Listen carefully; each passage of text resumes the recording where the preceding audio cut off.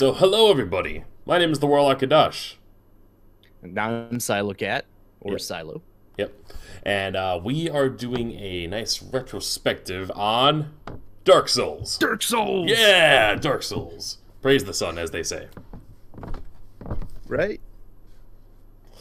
So we Silo and I are pretty much we're not new to the soul to like the to the Souls formula, but we've it's our first time ever playing Dark Souls, and we thought this game has a lot to digest, and I thought, hey, why not just talk about it? Talk about That's right. all that there is to talk about, which is a lot. There is a ton to talk about when it comes to Dark Souls. Exactly, and I figured we would begin with our previous experience with the Dark Souls-esque formula, which for me was Hollow Knight. Not exactly a Dark Souls game, but it follows that formula to a certain degree. Absolutely, yeah. And for you, it was Bloodborne was my experience with that. I did play a little bit of Hollow Knight as well. Bloodborne actually being from Software, or a from Software's game. Does that make sense? So yeah, and basically, the idea you die, you lose all of your money, currency, souls, blood echoes. Was it Geo? I think in Hollow Knight, correct, and yeah, then you get one chance to get it back, and if you die on the way, it's gone for good. yep, and both games have like a emphasis on exploration because there's a lot of secret things, Yep. a lot of optional bosses, and the bosses are like the key thing about the game. It all adds up to a difficult time in the end. Absolutely. And the creators now, I feel like, because playing Hollow Knight, I feel like Hollow Knight, the I think it's what's the Team Cherry? Is that the production company for that, Right. or the or whatnot? They did a great job of giving you a challenge without punishment. Yeah, and that's why I think Dark Souls was a bit of a jump for me because boy did that game Absolutely. mentally break me.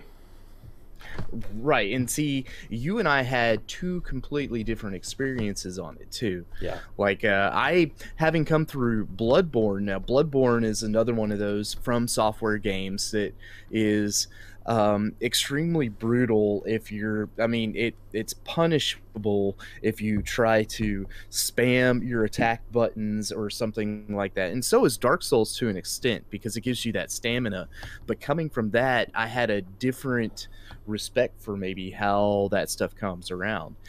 Um, Yeah, with Dark Souls, it was you're correct. It's not as punishing as with Hollow Knight. It's not quite as punishing as Dark Souls, so that's why it was quite a jump. Because I think there was only two times where I lost all my Geo being the equivalent of souls, and mhm. I mean, it was like they were both definite no moments, but Well, yeah. it was it didn't they weren't as bad as the no moments of like Dark Souls. Dude, man, I can remember those where you're sitting there, you had just beaten a boss or something, or you had beaten a boss, but you didn't have enough souls to really level up. You had hit a bonfire, you're going to wherever your next spot is, and you die on the way. Yes, And it was either a bullshit death or it was a, oh my god, I'm under leveled, or I'm not ready for this. And you're ready for it the next time around, and you're heading down, you're about to go pick up your souls, and then suddenly there's some other bullshit thing that kind of comes out of nowhere and nails you. and And that's then you're like, no, my souls, they're gone. and And then yeah. That's the ingenious thing about that's the interesting concept of like of the souls because right, a yeah, traditional like absolutely. RPG game, you kill things, you get experience, you level up, but they take it a different way.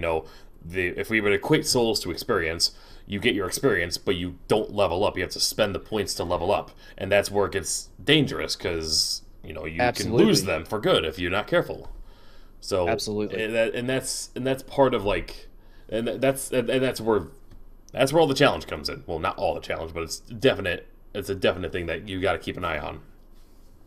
Yeah, I mean, there towards the end, and I know I'm jumping around here. There towards the end, I finally got to the point where it's like, I know I'm leveled well enough that if I die and I lose my souls to the same boss, or I lose it to the same spot, I'm actually okay with it because I know I'm leveled up well enough to beat it. And once I hit that, and I guess that was a really weird kind of psychological effect that you had.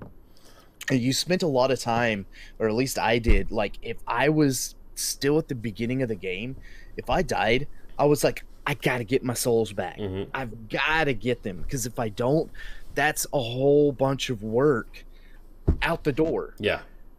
And what was interesting is I actually felt like in some of the boss fights or some of the things, I did better having known that I wasn't going to get all my souls back. Yes. It was a really strange effect. That's also another interesting thing too, because when you beating the boss in itself, you get the satisfaction of beating some extremely difficult asshole, and then I'm sorry, I don't know how cool you are with swearing on your channel, but just censor me Well, out. no, it's fine. I stopped recording this. I figured we'd save a little bit of CPU. I'll just link to yours whenever it comes up. So. Okay. Well, you get the satisfaction of beating a really tough boss. You get the souls, the equivalent of experience, and then if you lose that, it changes how you feel about the whole thing. Absolutely, yeah. And now, I mean, I know, I remember, shoot, I remember when I came into your chat, like I had just finished. You had started the DLC, and it was the moment like Dark Souls broke you or something like that. I remember that moment. I don't want to talk. Oh yeah, I was gonna say I don't want to talk about that yet. I'd love to go and make sure we discuss all of the other stuff that we kind of went through on this whole thing. Yeah. And the other choices that we made and how that kind of affected our gameplay. But like I remember that moment. I came in and it was like the fun of the game was like completely drawn out of you, and it was like, oh god. Yeah, what has happened? What has broken Kadash so much that this has happened? Yeah. So, all right, we are now 7 minutes in. I suppose the first thing I want to talk about is like the differences in how we played, because absolutely, my build for the game was I focused on strength and intelligence. Right, and I actually went a different route. I focused it more on vitality and dexterity, and I think I honestly, and I think this is part of what the Dark Souls game itself, I think, is a little bit broken, because going the dexterity vitality route does work really well. There's a couple of really nice, powerful weapons, but well, I mean, there were times when I struggled with a boss when you could just one-shot him or, handle him within a couple of minutes, because you could hang out on the other end of the arena and shoot him down with soul arrows or soul spear or one of your many different weapons in the arsenal. Yeah, that was my focus. There's always this. After I started my magic build, because I'm the Warlock Kadash.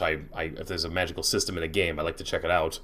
And Dark Souls is definitely like not very high on the list, but it works for the game definitely. And I remember I had people coming into my stream saying, "Magic in Dark Souls, what is this heresy?"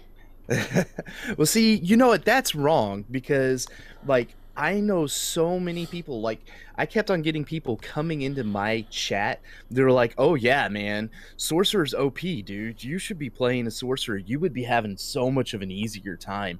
The only time you have to worry about Sorcerer, and they would go on and on.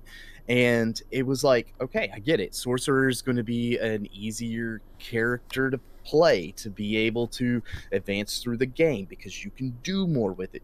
I get it. Shut up, guys. I'm playing a Dex build, and this is how I want to do it, because it follows more of what I knew from my Bloodborne experience, which was also kind of a dexterity type build.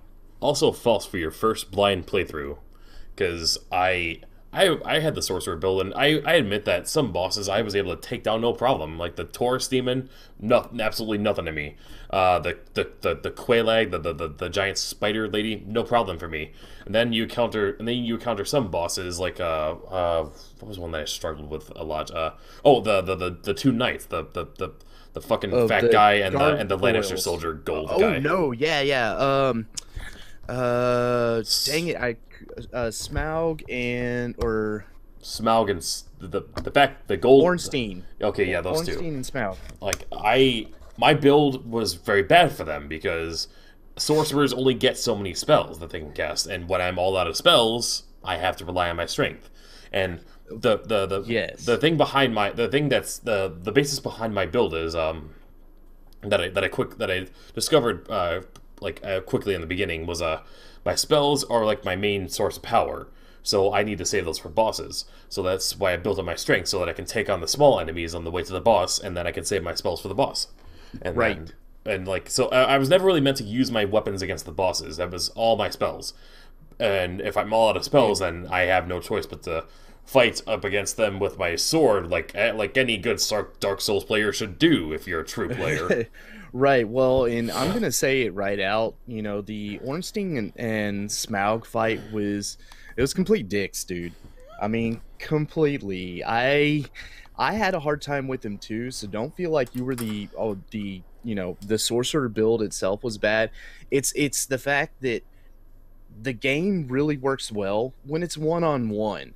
You can mitigate your arena, you can control the arena, but when you've got you've got Ornstein there slamming the ground with his hammer doing area of effect type attacks, and then you've got Smaug just running around and trying to poke you with a sword or spear, whatever it was, and he's so freaking fast. It makes it so difficult to be able to control that arena. Anytime there's two bosses, twin gargoyles was a challenge at first whenever the second one comes down. So yeah, twin gargoyles was another one that I struggled with. Like it was one of the few bosses that I knew about from like the few playthroughs I saw. But like again, that whole two gargoyles I gotta fight. I only have so many spells I can cast. I don't know how many I don't know if I was able to actually beat them with spells or if I had to use my weapons. But that one was another difficult one, especially like the walk. Like here's the thing that gets me about Dark Souls: the way you have to traverse to get back to the fucking bosses again. Oh yeah. I think honestly, Miyazaki stuck that in there just to really piss off players as a punishment. You know, and you're not the first one. I even said that, especially in the DLC, heading from the Sanctuary Bonfire to Knight Artorias. I was like, this is really not so bad. It's just, it's so freaking long. I've got to waste 5 minutes of trek running past, killing a couple enemies here, but, just basically running full tilt to get to the shortcut to get to the boss. Yes, and I talked at length. I feel like that was like half the crap that I talked about when Knight Artorias broke me, because like I feel like a rendition of it would be like, I'm dead. Oh, fucking hell! So I gotta run through this bullshit again. Get my spells ready. Those two fucking scarecrow assholes again. They're not hard, but if I'm not paying attention, they're gonna get me, and I'm gonna have to use one of my Estus flasks, or I might even die to them. And Dude, I am totally with you on that. I had so much trouble, and it was like, oh, okay, it's why is this a thing? Why are we dealing with this? Yes, but I feel like the hardest trek to a boss was probably to the twin gargoyles, because you got to go through the rapier knight, which is like the knight that defends himself the most and has attacks do the most damage, and then those unarmored assholes that just they don't have a lot of defense, but they do a lot of damage. Yeah, that is so totally true. So when I went through there, I had a different weapon than what I ended up using at the end of the game. I think I had a scimitar or a longsword. Whatever it was, I didn't kick whenever I did my forward R1 attack or whatever. Mm-hmm. Instead, he slashed and then did a backflip, which was perfect because I was able to, basically take a slash at these guys, and then I would take a step back, which would allow them to kind of fall into that gap. Yeah. And then I'd have, hopefully I had enough stamina, I could do it again. If not, then I would hold up the shield, gain a little bit of stamina back away, and do it again. So yeah, that backflip one, that caught. I'm pretty sure that thing killed me a couple times. Just because fight around the edge, you do it at the wrong time. Oh, you died. You fell off the edge. But I love the scimitar though. That was a great weapon when I got the enchanted one. Yeah, I did enjoy it. So yeah, I remember that area is the first time I actually got parried by an enemy, and I was so shocked. I was like, "Wait a second, how the hell did they get this?" Yeah, wait a second. I'm supposed to be the badass in this game. How the fuck did these guys get to do this shit? And so I was so pissed. I was like, "Where did this come from? I'm at full health. I'm dead now. What the hell?" That happened to me too when I went to that area. Miyazaki's nice way of saying, "You're not special. What's so special about you? You play a video game. I'm gonna have this shit happen back at you. See how you like it." He's sitting there in his office. Get wrecked, nerds. I can hear it. Drinking the tears of our anguish. Oh man. Oh, it was, yeah. That was definitely one of those moments. I think I actually had somebody in my chat clip it. They're like, you just learned the hard way that, like you said, you're not special. It's like, okay, well, fuck me. That's not what I wanted. Yeah. Oh man. Okay, so gargoyles. Okay, so also in the thing. So you went up in that same area. There was a place where there was a knight. He was locked away in a cell of some sort. Yeah. You said, "No, you're an asshole or you're a dick. I get a bad vibe from you. You're like NPC. You're dead," and you killed the guy. Yeah. You like straight up. I had the bad vibe. Fuck you and kill him. And to my understanding, you didn't do that. I didn't do that, and that actually, so it helped. It both helped and hurt me. When I did it, he got out or whatever. He went back to Firelink, and I didn't think anything of it. But one of the times I made it back to the Firelink shrine, and my bonfire isn't lit. I'm like, what the hell is this? Why is my bonfire just sitting here and I can't light it? Like, I try to light it, nothing happens. And so I asked chat, I was like, what the hell? Why can't I light this? And it's like, well, your firekeeper's gone. I'm like, why is the firekeeper gone? They said, well, that one guy you let out of the tower, he killed the firekeeper. I'm like, what? What the hell? Yeah. And so from that point forward, I was stuck. I could not use the bonfire at Firelink, which sucks because it's like it's the central bonfire. Yeah, it is the nexus for like everything. And now supposedly there is a way that you can get it back. When you go to a Norlondo, there's one spot in that big grand cathedral before you fight Ornstein and Smaug that it's you get like an item and it starts to resonate, and you can go jump to that one knight's world, basically take revenge for the firekeeper and get his soul back. You kill him, you get like a coin, which I have no clue what the fucking there's like so many items in the game. There's like a bunch of coins. I had no clue either. Yeah, and I was like, I kept on asking chat. I was like, hey, what does this coin do? What does this item do? And they're like, oh, you just don't use it. Those are, keep those. I'm like, okay, I'll hold on to them. Yeah, I still don't know what they do. I don't know. I'm gonna have to look it up. I'm gonna have to look it up. I was trying to remember many times. Look up this coin. What the hell does the gold coin do? Because like, whenever I encountered a mimic, I swear at least half the mimics I encountered gave me gold coins. Yeah, right. And it was like, okay, this does me. What do I do with this? Right. And speaking, yeah. No, I was gonna say with the story about the firekeeper soul, right? So you get the firekeeper soul, and you turn it over to, or you can take that firekeeper soul and actually take it back to Firelink, and reincarnate the firekeeper there and get your thing back. I had no clue about this.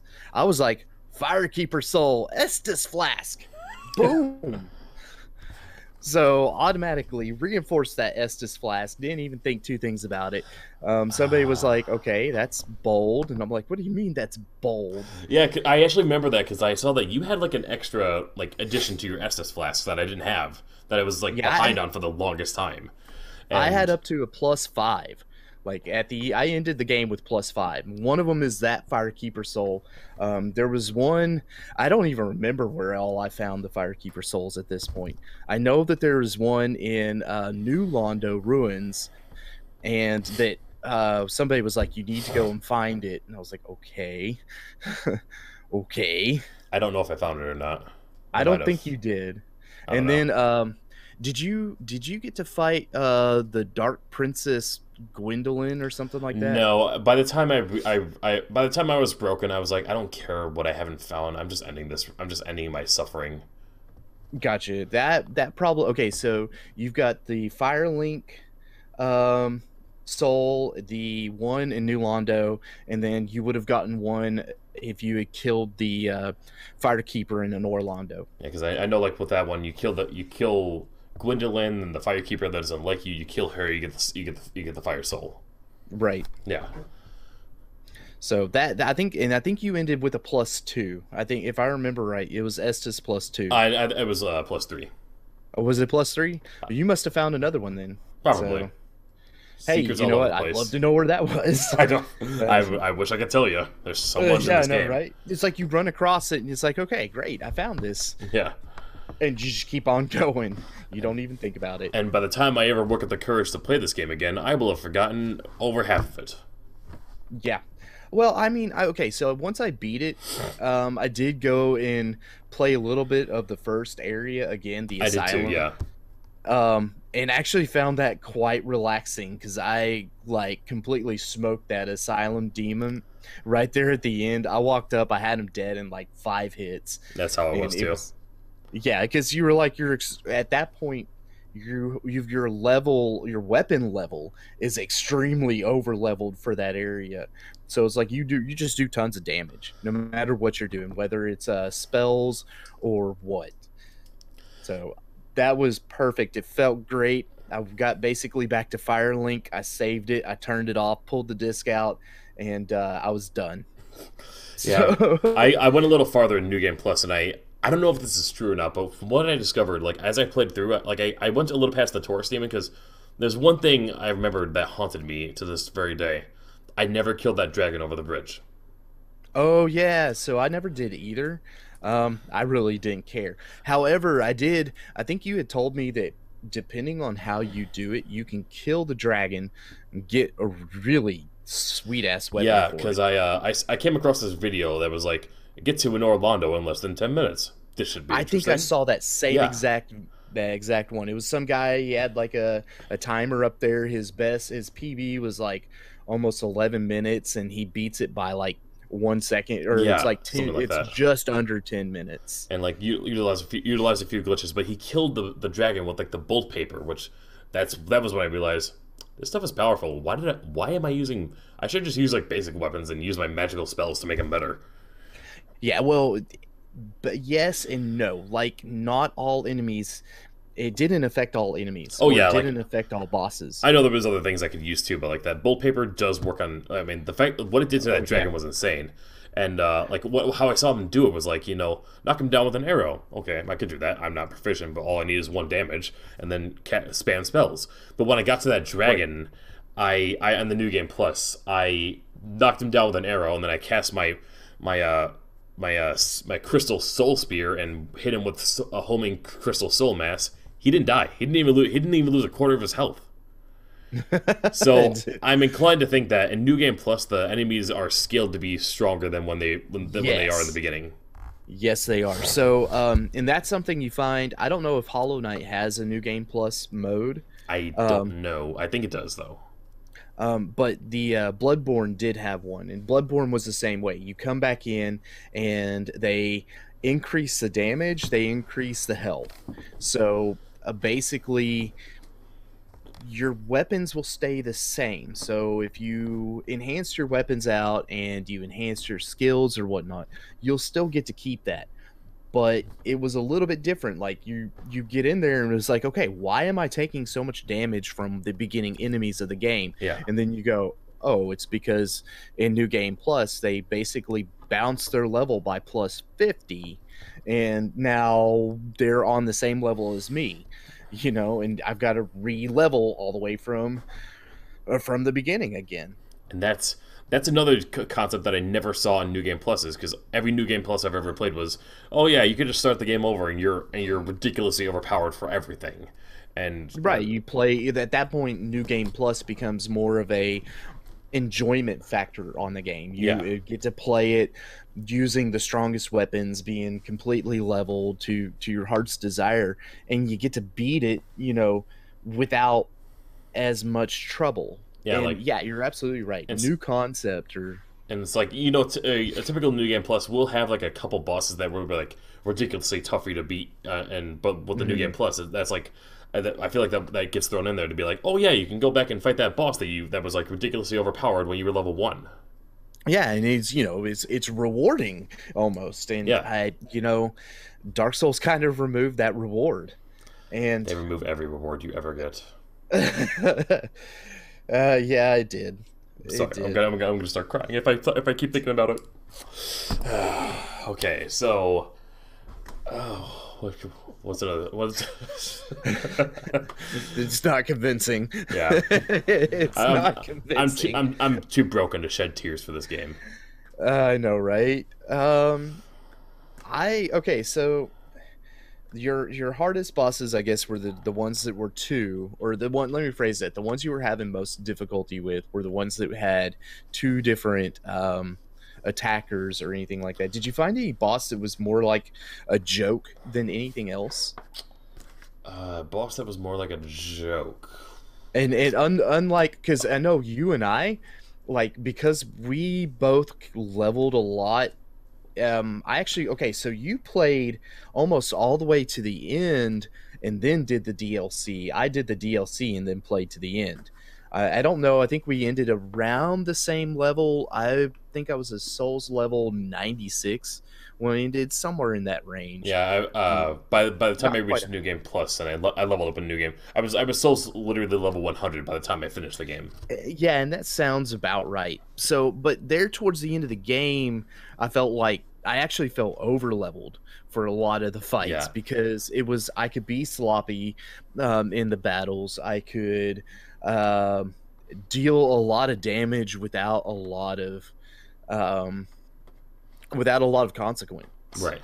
And with accepting those, what do you think was your easiest boss? I want to say, I might change this answer later, but I want to say it was Priscilla from the Painted World of Ariamis.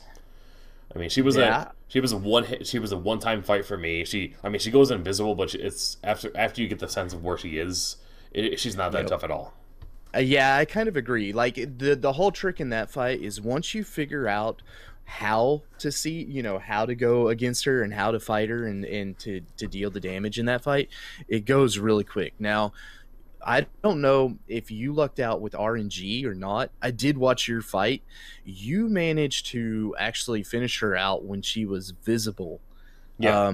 For mine, she actually turned invisible for the end, and it was a pain in the ass to kill her because I couldn't find her. Yeah. Because she's moving around. And I had a feeling she was going to go invisible again, which is why I thought, okay, I got to finish this now. Dude, you nailed it then, because it felt like that's exactly what she did on me. Yeah. And yeah, that was really not a lot of fun to deal with. But I kind of agree. Not a difficult boss fight. Let's see, out of all of the boss fights, I'm trying to think which one I would classify as my easiest. What another moment to think about. Oh, yeah. I was gonna say I almost want to go back to the Asylum Demon, but I don't think that's quite right. And yeah, that's if the first boss that came to my mind when you asked that question for me was the Taurus Demon. Because remember, you were hyping him up for me a lot, like, oh, just wait till you get to the Taurus Demon. Wait till you get to the Taurus Demon. I get to him and I one-shot him with like 6 spells. Yeah, but see, once again, sorcerer OP, dude. And I mean, like it is a huge difference between when you have to get up and personal and start dodging attacks, which once again, that was the play style I was used to with Bloodborne. I was like, okay, well, this is the play style we're used to. And Bloodborne using ranged attacks was not rewarding at all. So I was thinking, okay, it was by the same people, we'll carry that forward or carry it backwards, I guess. And that is so totally untrue. That's just not the way that it worked. first edition, man, it's got a lot of things that need tweaking. Yeah, absolutely, dude. Otherwise, if I was to go for a boss that wasn't from the beginning, I would say the Moonlight Butterfly. Yeah, and again, that makes sense for you because that was a ranged attack all the Sorcerer way. OP. Well, no, but And that was a ranged attack. And Like, actually, I had no range. yeah, and that's I had and a that was, fireball that I could lob at it, but and that was the other thing. Like I remember, I found a video of like the top 10 hardest bosses of Dark Souls, and I think number 10 was actually the Moonlight Butterfly. I'm like, really? I one-shotted that guy. But for you, it would make sense since it's hard. It's hard if you don't have ranged attack. yeah, And I didn't. I had the ability to shoot arrows at it, but I didn't work up. I didn't work up with it much. So I basically had to, if I could hit it with a fireball and it do next to nothing damage, I couldn't. I only had 8 fireballs, so I had to wait for it to come and land and then deal my damage, and that was a completely different experience. yeah. But being able to have a spellcaster in general, or even if I had gone the route of being more of like a ranger type character, using a bow and arrow or something to be able to attack at a distance, I think that would have made a much more simple battle for that guy. Yeah, and actually, I think I have my final answer. I've gone through a couple of bosses here. I think my final answer of the joke boss would be the I don't even remember what the hell his name was, but it was like the the asylum demon. His final iteration Yes. In the fire area, because that was just the asylum demon again. Yeah, it's not the asylum demon, it's the stray demon. That's right. Oh no. Demon. The stray demon was the one that was underneath the undead asylum. I'm talking about the one that was in the fire area.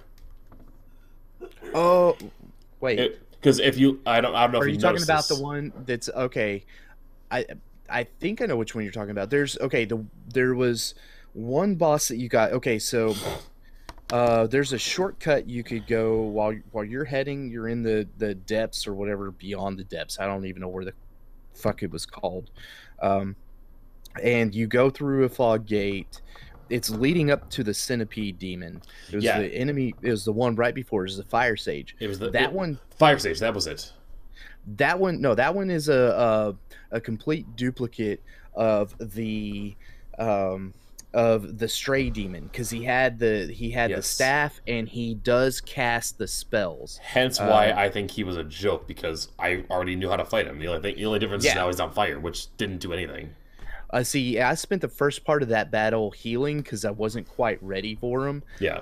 And then once I was able to get up to him and close in, I mean, the secret to that boss fight, once you learn it, it goes really quick. Yeah. Because you can just pop through.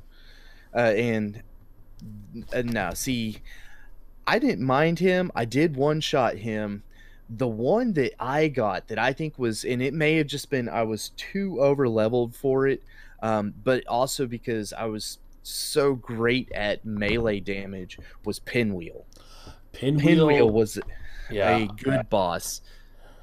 I think Pinwheel wasn't challenging per se, but getting to him was dicks. And I might be Yes, that might be fogging my memory of how he was. Yeah, I don't disagree with that, because you had all those bone wheels that went flying around, and that was a very negative emotion. And I never tried to. I never tried to, but I almost feel like you can't even outrun those things if you tried. I don't think you can. They correct their course. What's worse? Yes.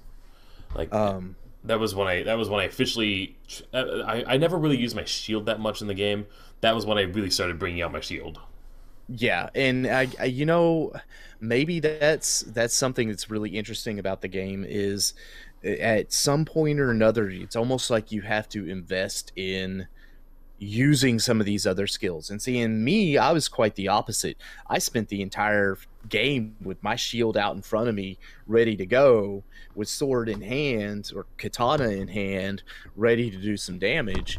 And that was great. It worked really well throughout the entire game until I started getting towards the end of the game. Yeah. And then it was like, your shield don't mean shit, dude. Right. You've got to, you know, double up on it so you can do some extra damage, or you're better off trying to dodge. And I noticed that as you were playing more and more, like especially as you got to the harder bosses. Like, yeah, I know with like I think it was Nate Artorias that I saw you start to bring out your two hands instead of one, because you realized, yeah, well, it's because your shield only helps with like one attack. Yeah, shield wasn't shit there. Exactly. It was so difficult to be able to go into it. And I mean, he hits you hard, which it means if you have your shield out, it takes away your stamina, and then at that point you've got nothing left to damage him with. You're better off dodging his attacks. And that was something like, once again, the game, like there at the beginning, kind of trains you, okay, you want to use your shield as much as possible to hide behind, to be able to protect you from this damage. And then you start getting into this other stuff, and it's like, okay, wait a second, this ain't right. And that's how I felt too. Like the game, like anytime I ever had my sword out for any reason, it was almost always two-handed. Yeah. So I can max, because I go for a very offensive build. You try going a little more balanced with offense and defense. And it worked. Once again, it worked really well until towards the end. Now, I did max. I don't know how you did on all of your stats.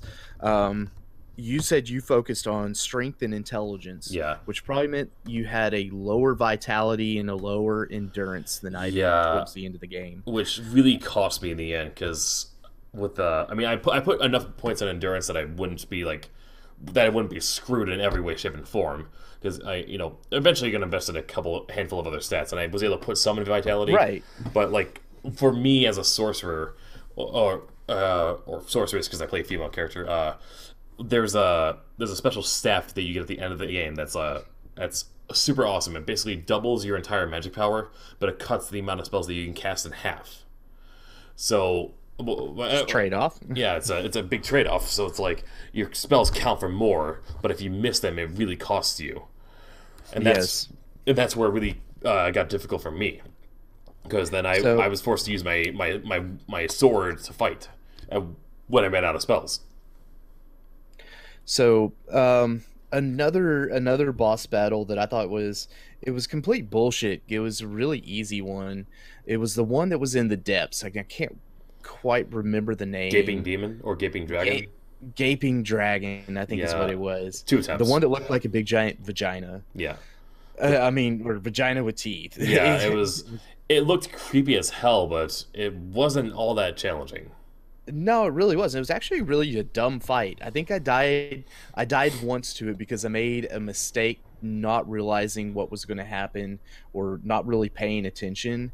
I got too close and I think it swung around. But once again, melee character, I've got to get in close. I think he swirled or he twirled and he hit me. Yeah. But for the most part, he was extremely predictable, and you could read his attacks really well. Oh yeah. And that's something that I know Dark Souls-esque games really try to do. Like, I'm experiencing it. I'm experiencing it now with Sekiro, because every attack is predictable. You just gotta keep an eye on the frame animations. Yes. In fact, that's like the biggest secret, I guess, to the Soulsborne type games. I mean, and the same thing goes with the Bloodborne games. From what I've seen of Sekiro, from you playing it, from everyone else playing it, because I'm a scrub and I haven't started playing it. Started, it's really good. I know. I've got so many. I'm still out on this challenge. I got to finish Dark Souls 2.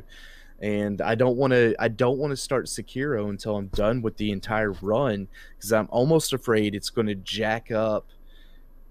It's either going to jack up my Dark Souls, or my Dark Souls is going to jack it up.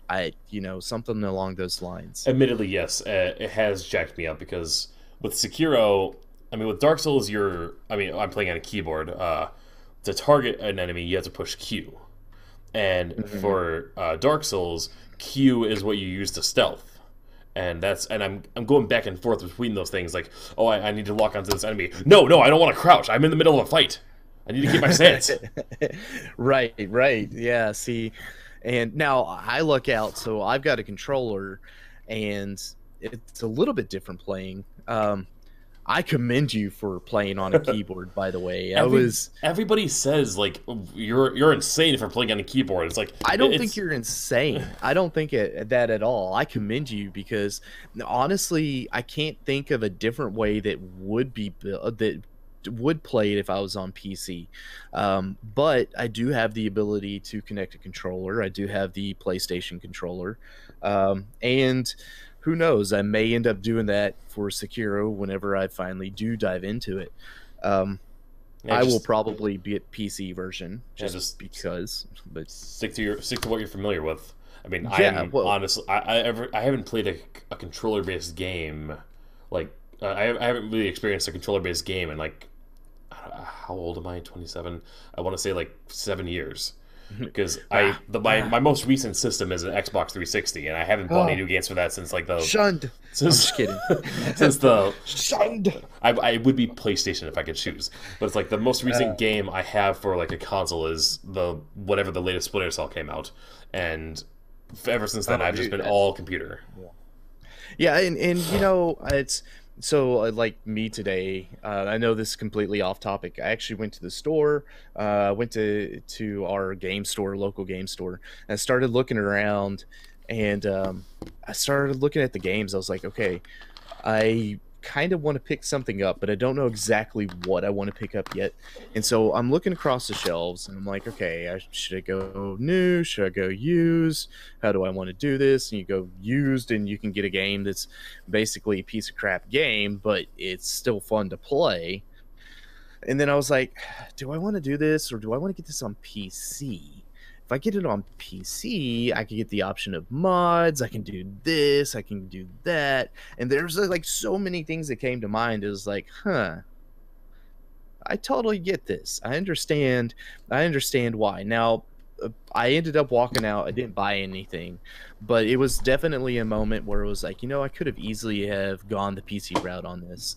And I've actually been toying around the idea of doing the PC route on Dark Souls 3. When we get to it. Dark Souls 2, I've already got. It was a free. Actually, technically, I have all 3 of them. But it's definitely a case where that is a consideration for me. Yeah, and for people watching, I have chosen not to do Dark Souls 2 because Dark Souls 1 broke me a lot, and I've heard that it's not like a quintessential one. And so I decided I'm going to go straight into Sekiro, and I'll play Dark Souls 3 when Silo's ready to do it, and maybe I'll jump into Dark Souls 2 later on. I don't know. I honestly, and it kind of follows the same suit as Dark Souls 1, from what I understand, except the gameplay is a lot more gritty.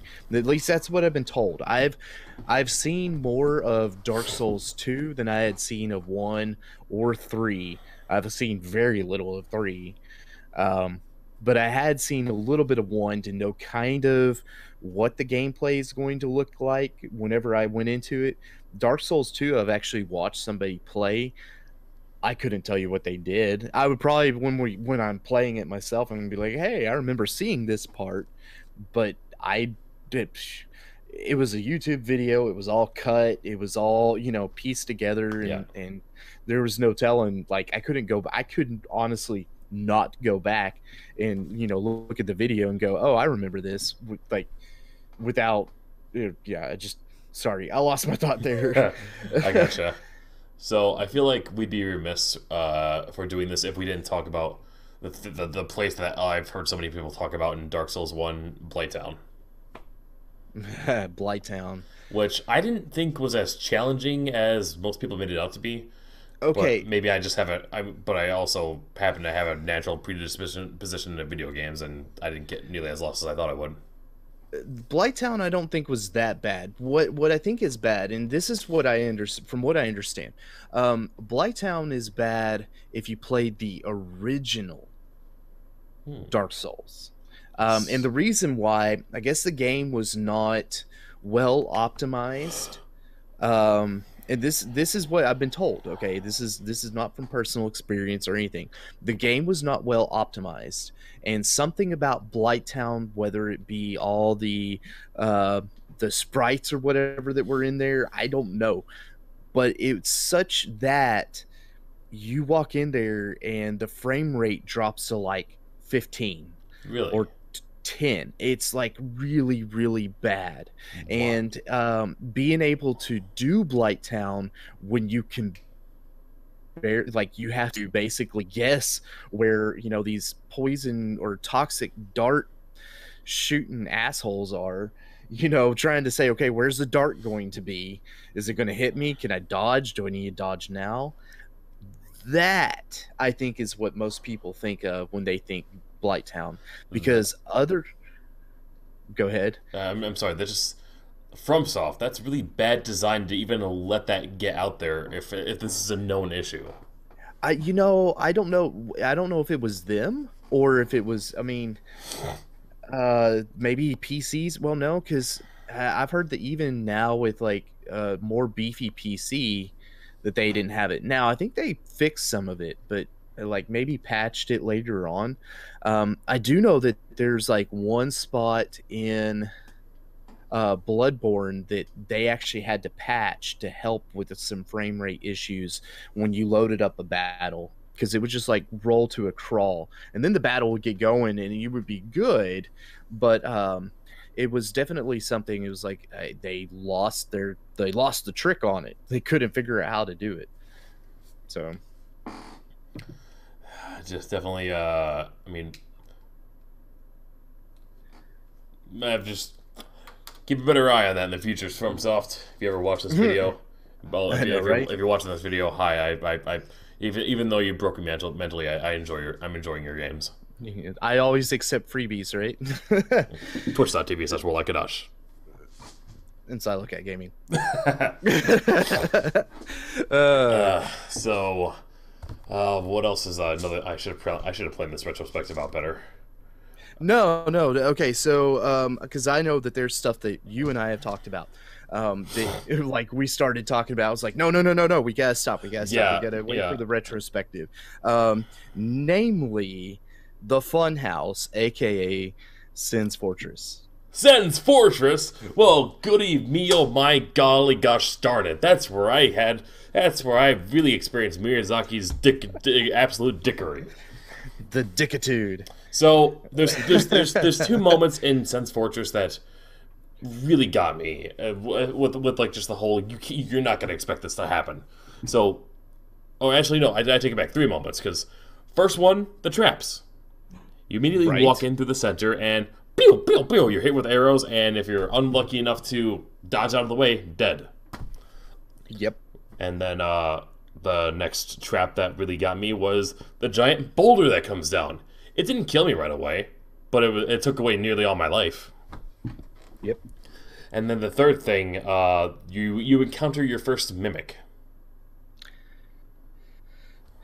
Yes. So And I'd love to talk about mimics more. Sin's Fortress for me. I don't. I think I died to the first trap, and I went, okay, well, this is a thing. The game has just ramped up a little bit in difficulty. Um, the big thing was I think it was like the very first room you made it across this, or second room, sorry. It's the big chamber. It's the first big chamber with all the swinging axes. You go across and then you manage to go up the stairs, and then you've got more axes, and you've got a lizard sorcerer guy shooting lightning bolts from yeah, you across the way. which for me wasn't an Not a issue. ranged not a ranged Yeah. battle guy. Right. So, So so for you, your main problem was the guy that had the sword while being shot at. yes, well, yeah, the sorcerer guy was no, I didn't have a problem with the guy with the sword. I got across the first parts when you went up and there were like 4 axes swinging back and forth, and you had the guy across the way who had the who's shooting lightning bolts, and you get up when you finally make it across to him without dying and getting knocked off that narrow ass bridge, because that's a thing. You get up to him, and then lo and behold, he's standing right in front or right behind Of another or something. trap. Another trap. So Which- you hit that, and probably the first dart knocks him out, and then the second dart knocks you out because you've taken enough damage from everything else. Because who would think to And Estus at that point? Yeah. And it's like there's enough that happened between the first trap and the second trap that you're not gonna think to look for traps. Right.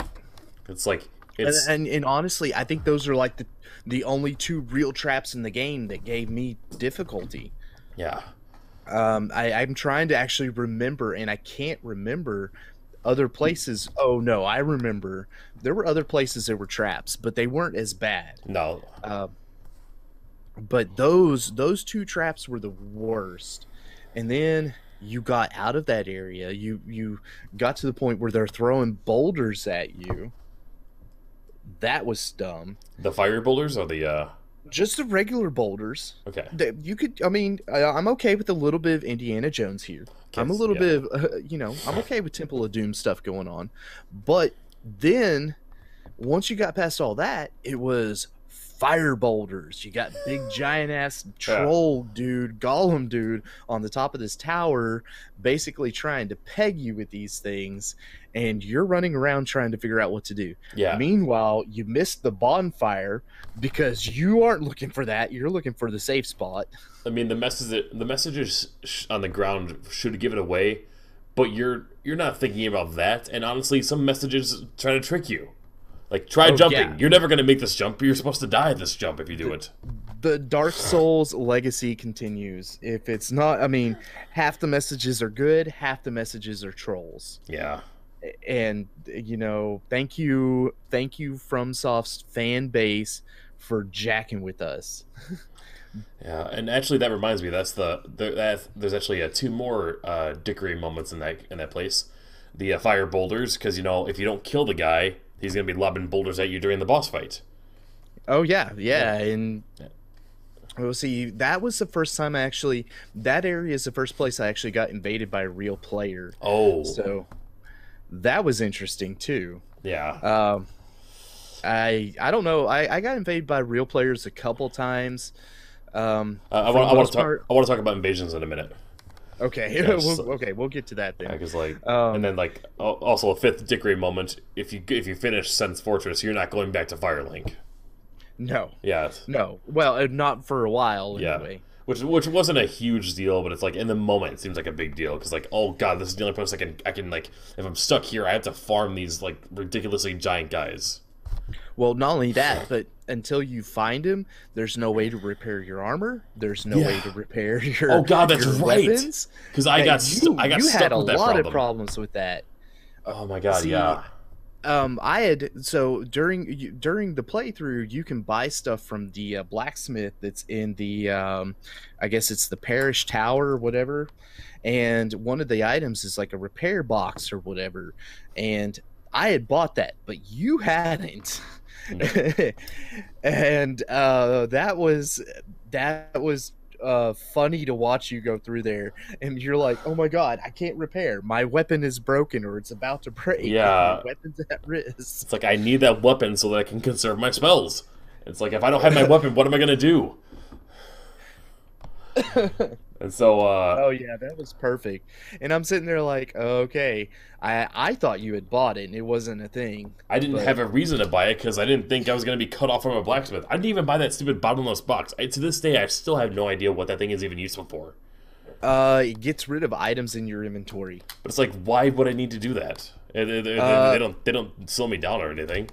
No, but it can make it so that if you're if you're trying to make it so that you are like, especially for maybe speed run purposes or whatnot, you can start. Well, I don't think speed running is the best one, but if you're trying to make something efficient, like efficient menuing, you can put the items you don't need in there so you can easily switch out. You don't have to sell them. And that's the other thing. It's just really not a good selling mechanic to get souls. There isn't. There's a feeding mechanic. Yeah, you can feed it to the big penis-looking monster, but I forget his name. Frampt. That's it. Frampt. yeah, yeah, you can feed it to him, but I mean that's it. And he will hopefully give you something Souls-esque wise to make you feel happy for what you're giving him. Yeah. But no, that was definitely one of those moments where I was like, okay, My first real struggle. Kadash is actually going to have a fun time with this. Yeah. Thankfully, I did find the blacksmith there. You did find, yeah, and that was like, well, and good on you for finding it, because it was a way to a shortcut. And sorry, it forced me to actually learn how to use other weapons, because I actually got there with a greatsword instead of my S-sword straight sword. And the greatsword, I didn't realize how useful that thing was. I really like it. Yeah, and I'm considering if I ever play it again, which I think I'm going to. I may not stream it. I may actually do like a YouTube series. I don't know, but we may, if we do it. I'm thinking doing a strength build or a strength intelligence build, kind of like what you did, just to make it a little bit different. There's some really cool strength weapons or strength based weapons that I really like to get behind. But let's talk about mimics. Mimics, yes. So I know you're not going to do Dark Souls 2. I know that your way of checking for mimics is the same way that mine became there once I started encountering them. Your way of checking for them was basically slash the box or every box must be attacked, which I know Yes. doesn't work in later Dark Souls games, because then you will lose the box. You will lose the item inside, or it will give you something complete trash. And eventually, like, you helped me figure out like how it is I figure it out. Like, oh yeah, like we didn't help each other towards a lot of stuff in the game, but there were a handful of things where that was like, okay, I'll share this so that's a little less difficult. Yeah, that one right there. I was sitting there at one point getting to the like, it was explained to me, hey, you've got to be able to notice this if it's a mimic or not, because if you're playing the other ones, you're going to have to deal with these not being that you're going to destroy the item, and some of it's really good items. So I was like, okay, so let's get used to it. Let's see if we can start figuring out whether it is or it isn't. And I feel like that's Miyazaki's way of saying, like, the mimic was a good idea, but I can do something better with this. Well, from what I understand in DS2, and I guess maybe even in DS3, and this is yet to be seen again. Mimics were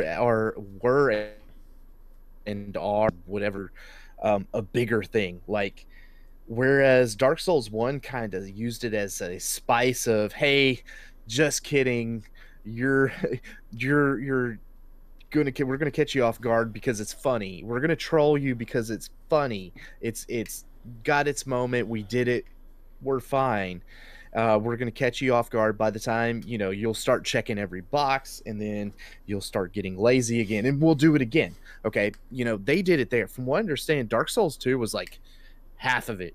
Half of the boxes you come across are mimics, and it's like, okay.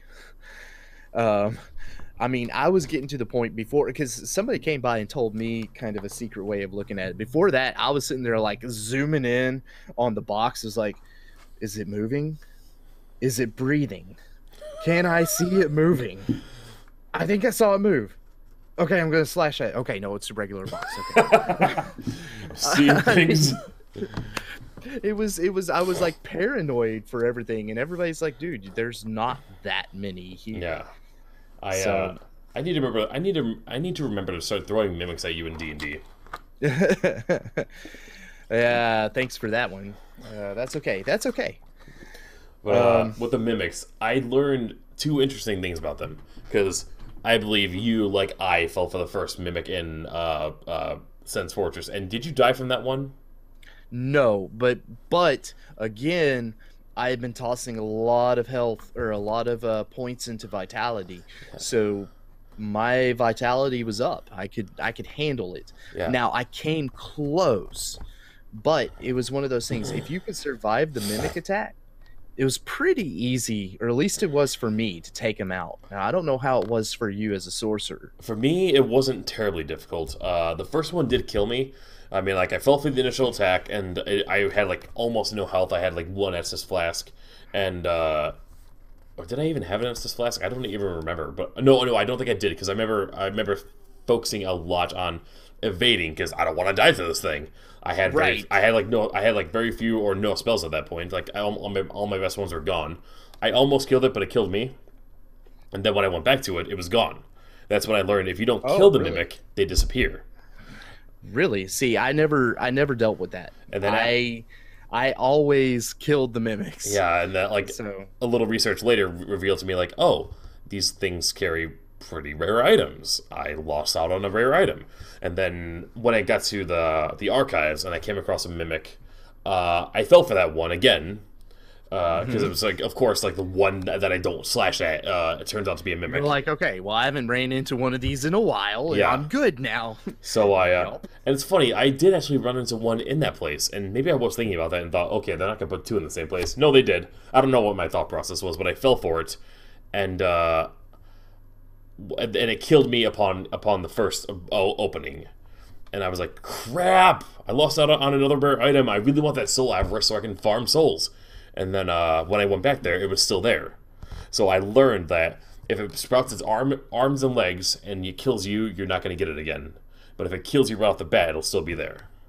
Oh, okay. That's good. I never would have guessed it. But now armed with the knowledge I think I gave you as far as how to spot them. Yeah, and I'll keep that in mind for the future Dark Souls as well.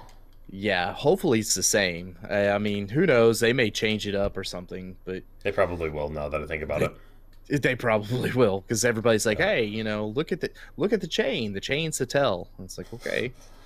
And then in Dark Souls 3, they're like, "Haha, we removed the chain altogether. Yeah. Figure it out, assholes." Now you have to watch it for 5 minutes for it to move once. Yes. Yes. So yes, I'm sure you will like it too. Waste all your time playing my game. All right, so let's talk about invasions. I hate invasions with a passion. I do too. Most of the time, you never got invaded by a player. Now, the NPCs are one thing. The NPC invasions were not so bad. Yeah, those were nothing.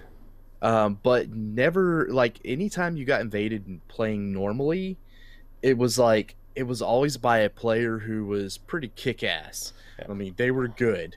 And, like, because why else would they invade? They are like, hey, I'm a badass player. I'm going to go run some noob's life. They were made for PvP. It's just... Right. It was annoying as hell.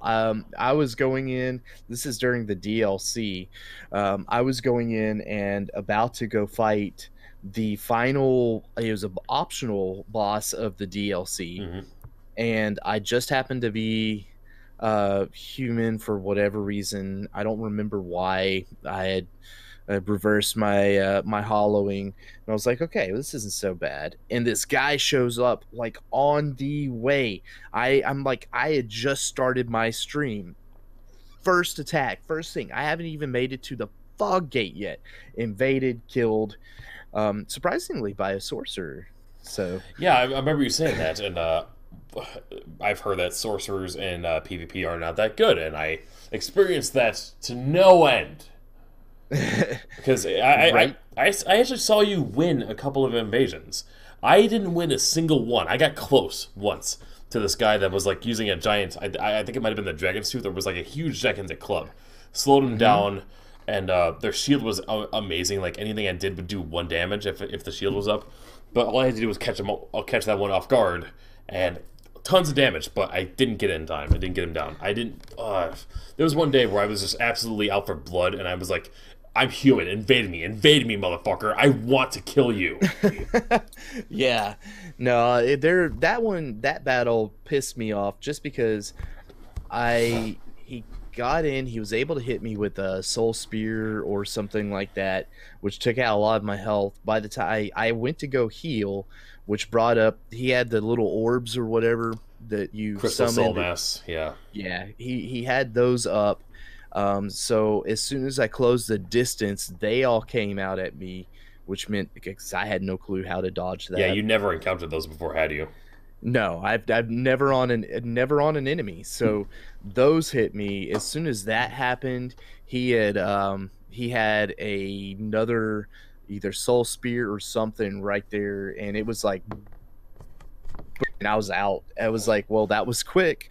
Um, and that guy, that guy was just rolling like, ha, get wrecked, nerd. And That's I'm like, purely the types okay, that do well, that. I know it's just people that are out to ruin your day. And you know what? It worked. It thank worked. you, internet. Are you Thank fucking you, happy? internet, for giving us dick players that invade our worlds. I can't name a single one of you. I think one of your names might have been Sneezy Anus, which made me laugh.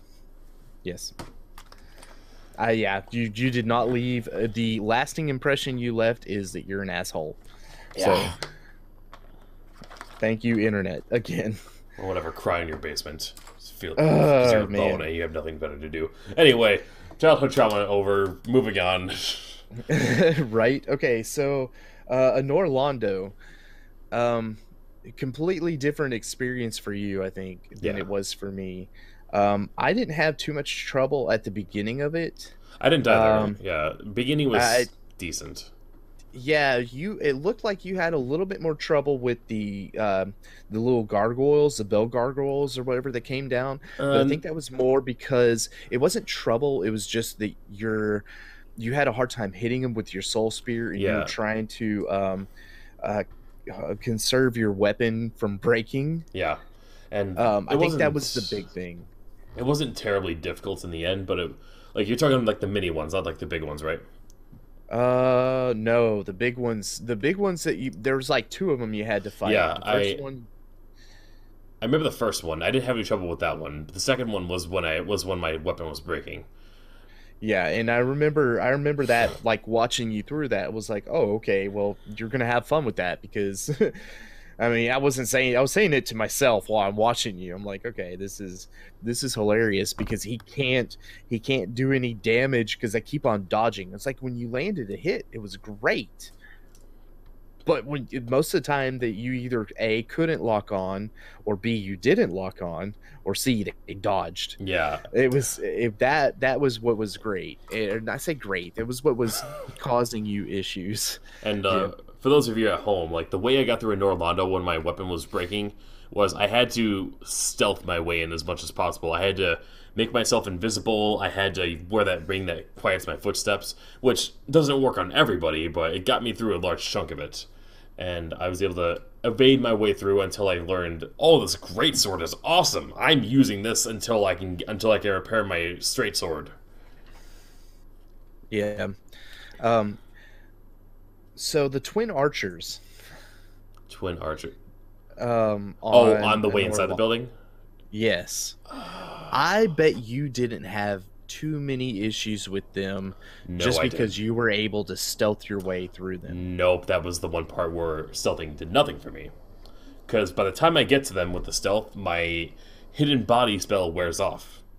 So, and the moment you're revealed, they know where you are and they're gonna shoot at you. So I had to go up to one of them. I got lucky with this one. Thankfully, one of them fell. I don't know how Yeah. it happened, but one fell. That then- is like, if you can get that to happen, then more on you, man. Yeah. I died probably a good 10 times to those bastards. Yeah. I didn't have hidden body, so for me it was okay. We're running up this little pillar. We're running up this trackway, and as soon as we get to the top, we're gonna run towards this one. And as soon as we get close to him, we're gonna pull out the shield. Hope he hits it. Hope he bounces off. If not, we're probably screwed. Yeah. And that's what happened for a good chunk of it. There was also a couple of moments where he would hit the shield and it would knock me off. And there were definitely some really bad things that happened during that fight. Definitely. I know I would have struggled with it more I probably would have struggled with it a lot more if I didn't have to stealth my way in.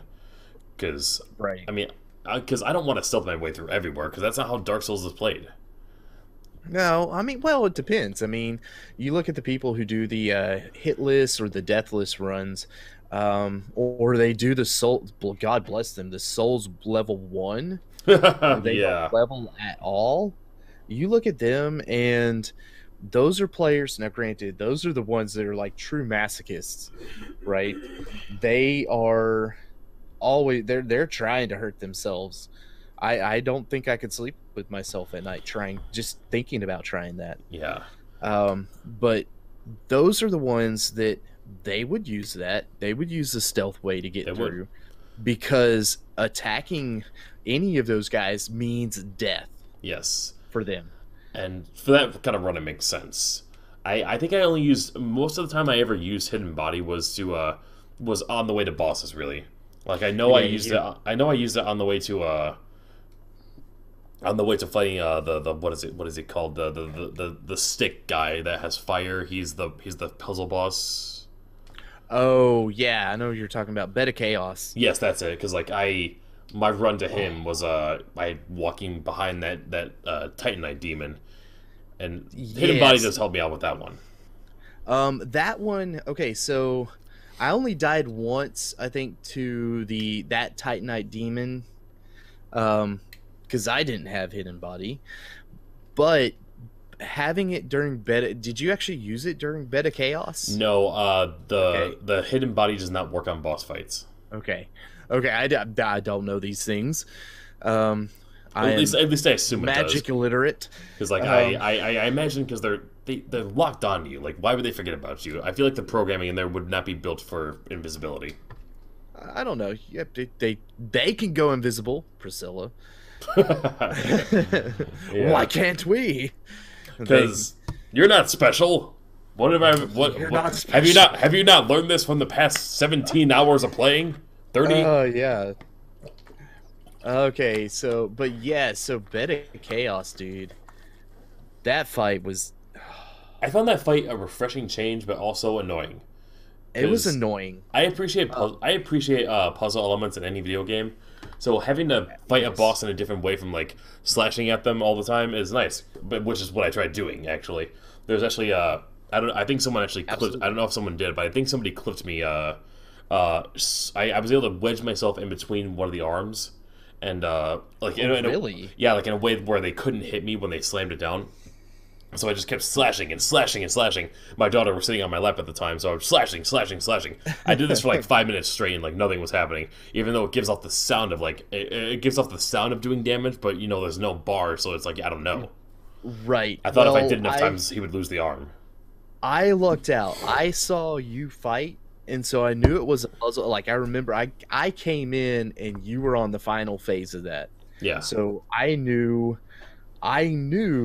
that I would have something going on. So I just kind of looked around, and I was like, okay, well, I can't go down the center yet. Or I think I actually tried going down the center first, and it was like, no, I can't make it there at all. So I just went with what was natural, which was right side, left side, and then down the center. Yeah. So when the floor starts falling away, did that give you any trouble?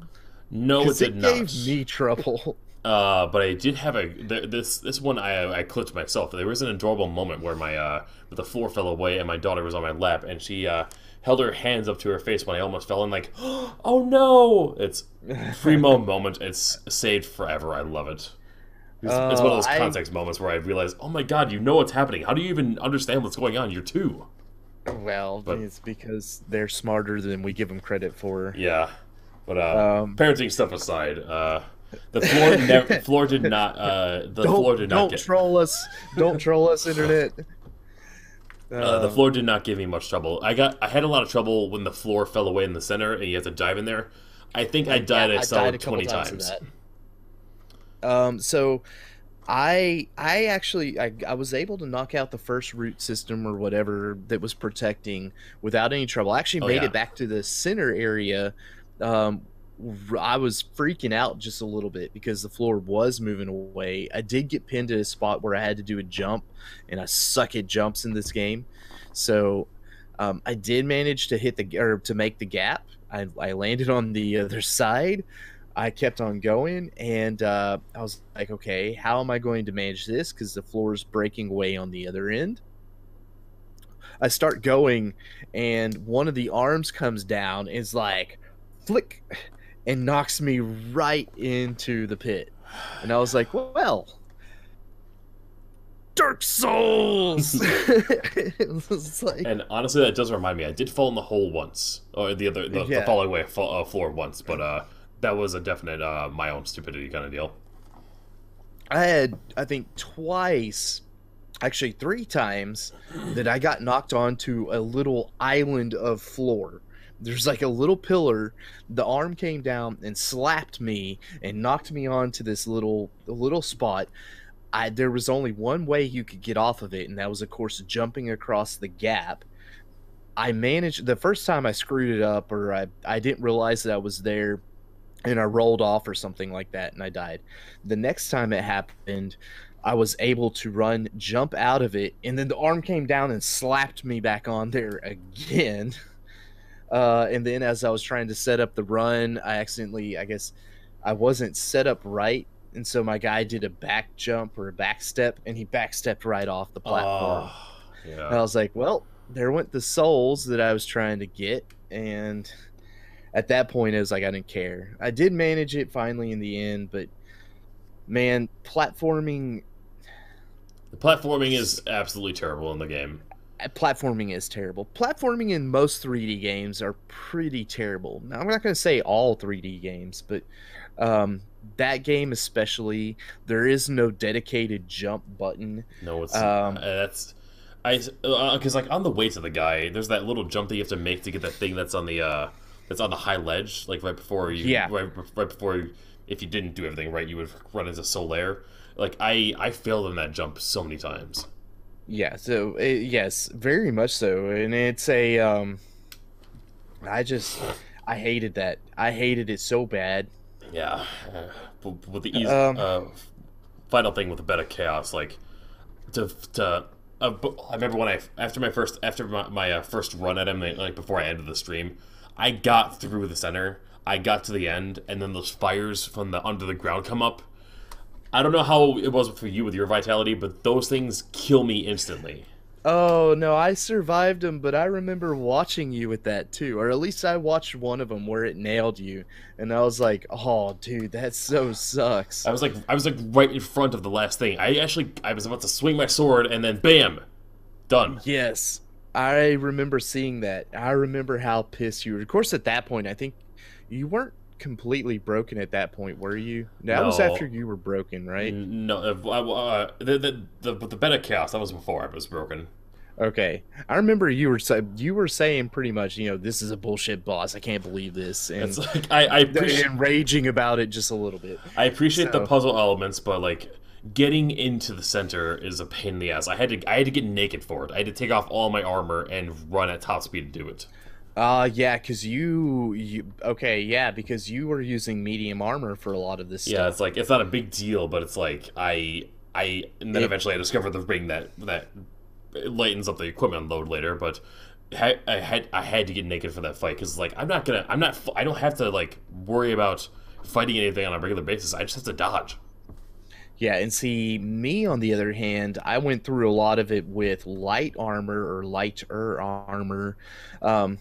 Also, I don't know this for certain. I'll have to look it up, but I think it is based on a percentage of what your current equipment load is versus your maximum. Yes. So, and as you increase your endurance, you increase your equipment load, allowing you to wear higher level armors or heavier armors that hopefully will cut the damage more. Yeah, and my endurance was okay. It's like it wasn't a major thing, but like being able to, because I remember like if I wanted to run at top speed, I had to take off my my robe piece and my legs, and then I could run at top speed with the braces and the helmet and the head. Oh man, I remember the first time I think I saw you do that, or I saw you have to change out your armor. Um, it was the Valley of the Drakes. You had just come out of the was it the Moonlight Basin, I think? The one where the Hydra's at. There was like that little bitty area you Yeah. could get a bonfire in a cave. Yep. You come down, you were farming souls for off of the dragons that were there, the little drakes. Yeah. And I remember you were heading up and there was that elder dragon just kind of hanging over the ledge. It's clipped on my Twitch channel. You clipped it, I think. I clipped it because, man, that was the best moment that I had seen in a long time. That was like you couldn't fake the surprise. I Like watched that. what was worse is you knew it was coming too. You're like, oh, this is so gonna fuck me. I Or didn't know something it was like that. coming though. I didn't. But I swear you said like, I know this is gonna get me, or or whatever. This can't be real because there's an item on the right hand side. You just kind of walked up and grabbed it, and there's like two items on the left hand side, and you're like, okay, how is this gonna mess with me? And then like you grab the one item, you start moving in for the second one, the whole thing lifts up, and your face is like lit up, like, oh. And then I think he takes a swipe at you, knocks you back, and then next thing you know, he takes another swipe and you're down. Yeah, and I actually now remember because like I do recall thinking like, or I might have said like this looks like a bad idea, and like I got the first item, and like I expected the bad idea to hit when I crossed over the center of where the dragon's head was. Nothing happened. I mean, it was all really fast that it was happening, but I remember like I got through it. It's like, oh, maybe everything is okay. It's just a dead dragon hanging over the edge. Why would a dead dragon be hanging over the edge like that? If not to, Right? if not to trap you and fuck you like that. Yeah, that probably is equated out to, what was it? There's a spot in Sin's Fortress where I'm going across the main bridge. Um, I don't know what happened. The timing got off. This is the first bridge that you're going across. I get the guy who's trying to snipe with the sorcery, the lightning bolts up here. He manages to hit me, knocks me into an axe, which knocks me off down into the pit. And then I think the Titanite demon down there snags me, and it's like, oh my god! Question. And that was the beginning of Dark Souls for me, because I mean, from that point forward, any bullshit death, that's how I had to follow it up. Did you take on? I don't know how. I think it was like 3 or 4. Did you take on all the Titanite demons down there? I did go back. I actually went back after I got the rusted ring, so I could actually move. And see, that was the big issue. You could manage them because you could attack from a distance. Yeah. Again, I had to close the distance with them, and dealing with them, I had to be able to move. But I think I went through and I killed off almost every enemy that gave me trouble, with the exception of one inside of Undead Berg or something like that. There's one guy, right? It's when you go to fight the Taurus demon, I think. One way you go up, one way you can go down. If you go down, there's a big ass guy with a giant ass club. And Yes, I hated that guy. Oh, okay. I need a second. I tried killing him multiple times. I kept on going back to him. I was determined to kill that guy. Eventually, I did, but it was so not worth it. I figured it was like I went down there several times later on. I think he no longer one-shotted me, but he did hit me in 2 or 3, and it was like I just, for whatever reason, could not dodge him well enough to get around him. So I was like, you know what? He can't be guarding anything super important. There's not a boss this way. We're good. He had like 3,000 souls. That was it. Yeah, which if you had done it early was probably a good thing, but later on in the game it didn't matter. And I did, but I lost all my souls trying to kill him. And I don't know if you knew this, but like he's actually guarding an entrance to the Moonlight Basin. Okay, I did not know that, but I figured as much. I figured that there was a way to get into it. Yeah, it's like it takes you down like right by where the Hydra is. Yeah. Oh, I think I know what you're talking about. Okay. Yeah, like there's a key to open that door. But that guy, I just he was difficult for me because he knows the pattern of my spell, so I couldn't hit him with a. I had to like really challenge him to hit him with a spell, but even then it wasn't worth it because I would use a. I had like 30 soul arrows. I'd maybe hit him with like 3 by the time I was out, or my heavy great soul arrows. Yeah. I had like 8 of those, and maybe once I'd hit him, and so I had to get. That's when I got really good at like close up combat because I had to get used to. I had to backstab him to kill him. Right. Yeah, and that okay, so let's talk about backstabs. So, an obvious element that they put in the game for those with skill.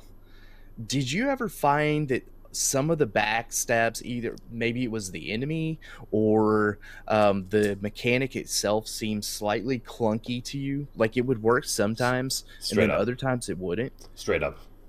Yeah, I felt like I mean, and you know, I had a couple people. A guy came into mine. I think he actually came to yours as well.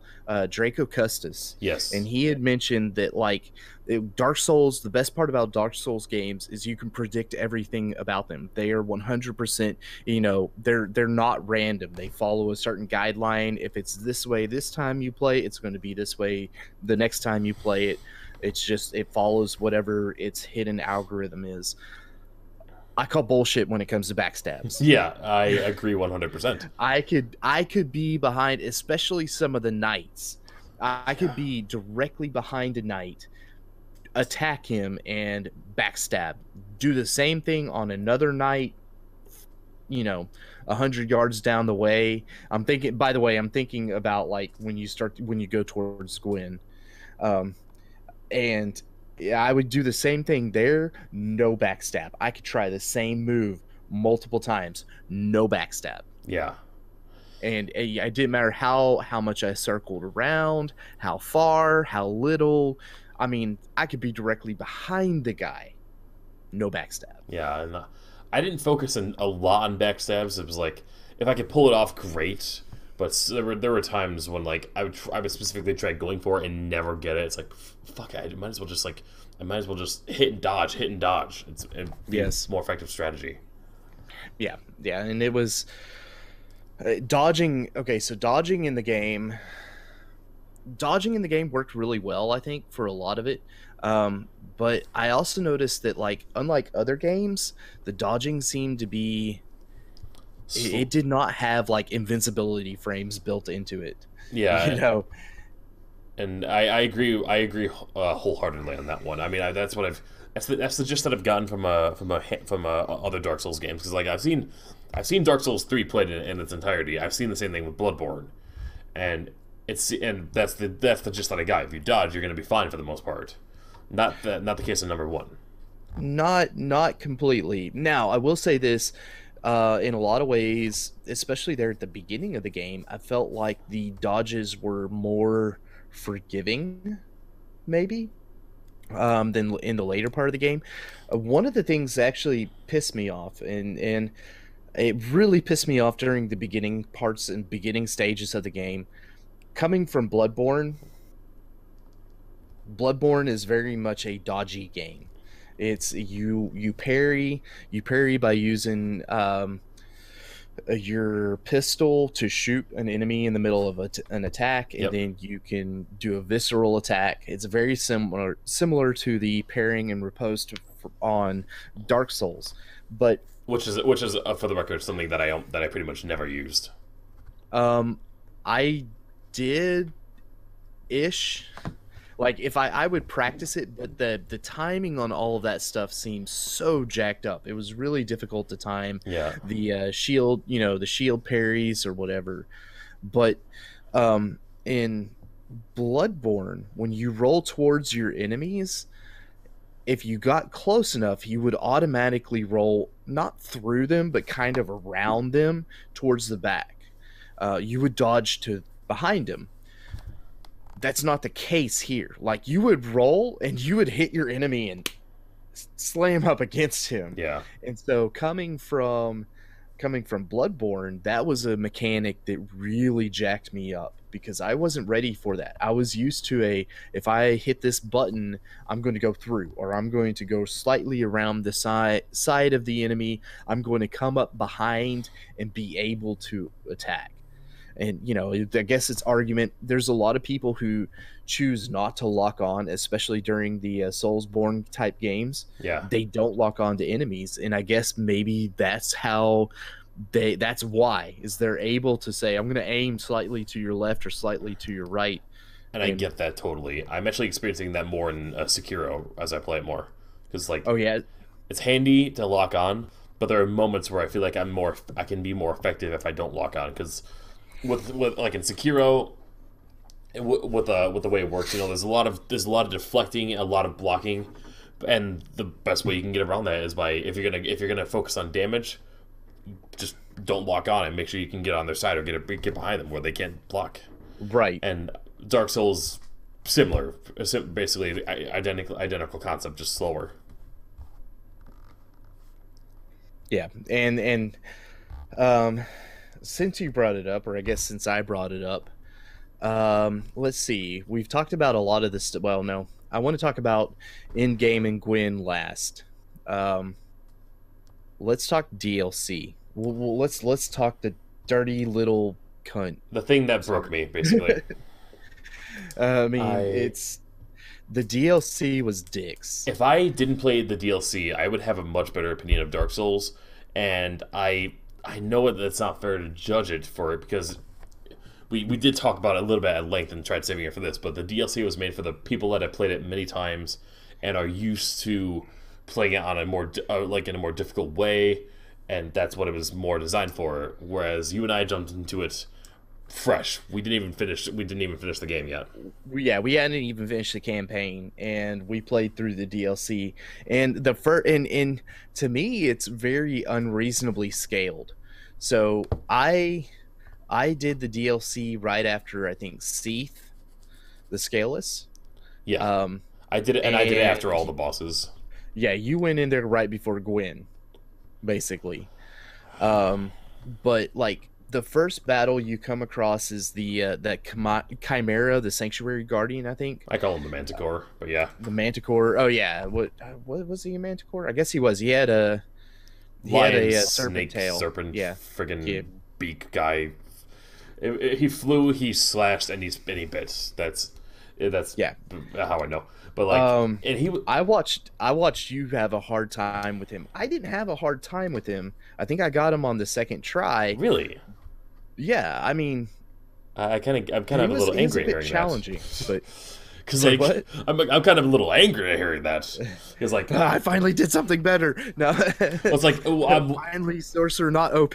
Well, with that fight, the one time I decided to go up to him and slash him with my sword, he hits me with some close up attack, and suddenly I'm poisoned.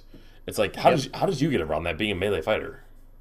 So I attacked him a lot from the behind, which actually made me susceptible because his serpent tail was what caused the poison.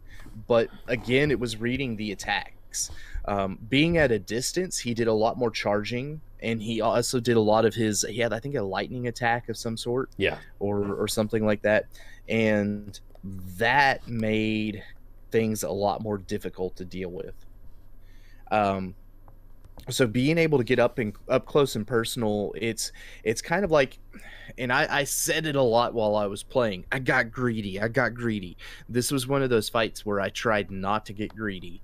It would be slash it twice, roll away, get far away, let him do whatever his counter attack is going to be, and then come back in for some more damage. And that seemed to be a really good strat for him.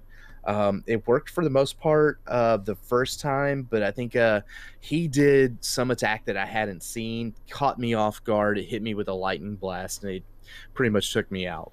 Yeah, the lightning blast took me a lot of time to get used to.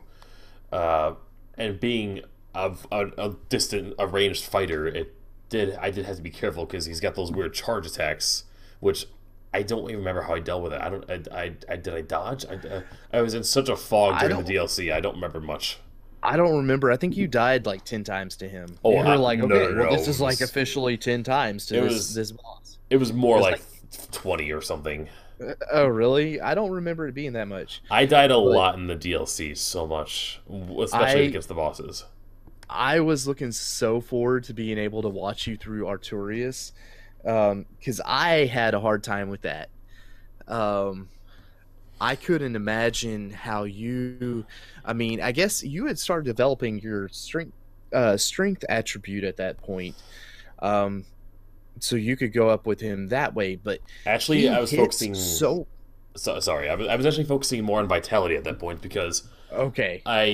I needed because I had the sorcerer cut my spells in half. I need more spells to take out these guys, so I had That's no right. choice but to wear the dust crown ring, which doubles the amount of spells that you can cast, but it cuts your life in half, which Right.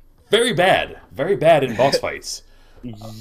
If Yes, I ever and play very this, bad against that particular boss because that boss hits like, oh man, like a freight train, it's dude. like and It like hits before he like, powers up, it's not that bad, but when he powers up, everything's a one shot.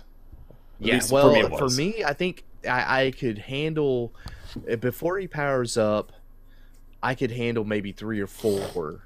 Because, but at that point, I had really high vitality, Yeah, so I didn't have issues there. But my issue I had with him is he would get rolling on like combos and stuff like that, and you would dodge one, and then he'd immediately attack with something else, and it was like, oh shit, how yeah. do I dodge that? Um, that's where things became a lot more challenging. And I almost think he was a fight. I don't remember exactly, but I think I had to fight him naked too Yeah, you did. because I You needed did, and to. that's when you beat him. I think is you were sitting there like, I just can't do this the way I am. And next thing I know, you're walking in, you've taken off all your clothes, and boom, it was down like next battle. Yeah, I think it was like the two or three more attempts after that, but I finally got it. But by that point, I was already broken and done. I made my way to the ball. I made my way to Manus, and like I'm just like not even exploring a damn thing. It's just like I want this over with. I'm done. Yeah, I hate this. Oh look, I died which is again. really a Whatever. shame. So, Great Wolf Sif. I didn't have a Um, problem with Great Wolf Sif at well, all. I mean, I watched you fight him. I think you died once, maybe twice. Twice. Third time I got Yeah. him. Yeah, I don't think I died at all, but in all fairness, I had watched you actually defeat him first, so I kind of developed a strategy. So I don't think that that's necessarily a fair assessment. I saw what you did, and I was like, okay, the strat that seems to work best or will work best for me is to basically close and stay underneath him Yeah. because he can hit you. What's cool about the DLC, you actually get to go in and rescue Sif and Hmm. use him as a summon in the in the Manus fight. Hmm. I never knew that. He doesn't do jack shit. Now let me preface it, like he does nothing damage wise. However, he does run distraction. What will happen is you'll get Manus attacking you, and then about the time that you really need to heal, Sif is in there pounding away, and Manus like rediverts his effort over here.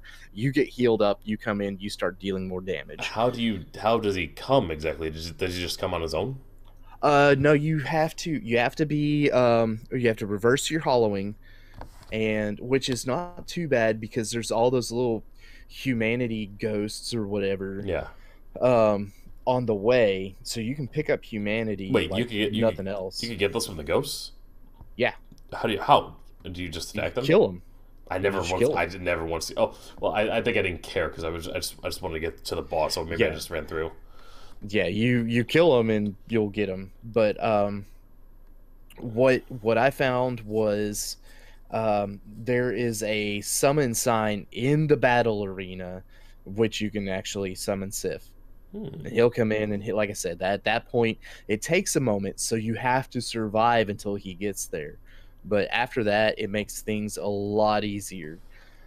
I'm That almost just feeling disgraced because I used Sif for help, but I got it done. I was kind of ready to be done with the DLC at that point. Um, it was late on my stream. I was sitting there like, I've got to work in the morning. I've got to be up in less than 5 hours because my daughter's going to be up. So I was ready to be done with I have it. those exact same thoughts going through my head every time I stream.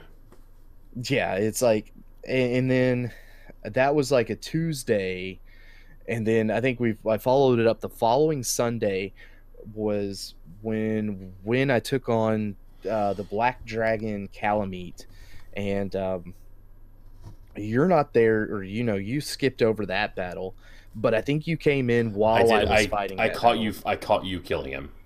Yeah, That didn't look like an easy fight by any means. that was quite possibly between that one and the Artorias fight, probably the two most difficult fights that I had dealt with. The Manus fight was just a pain in the ass. Um, but the Black Dragon Calamite, about the time that I would figure out his patterns or I'd figure out the way that I need to do something, it was like this whole new pattern would come out. Like he'd attack with something new I hadn't seen before. And it's like, oh, okay, well, we've got to factor this into everything.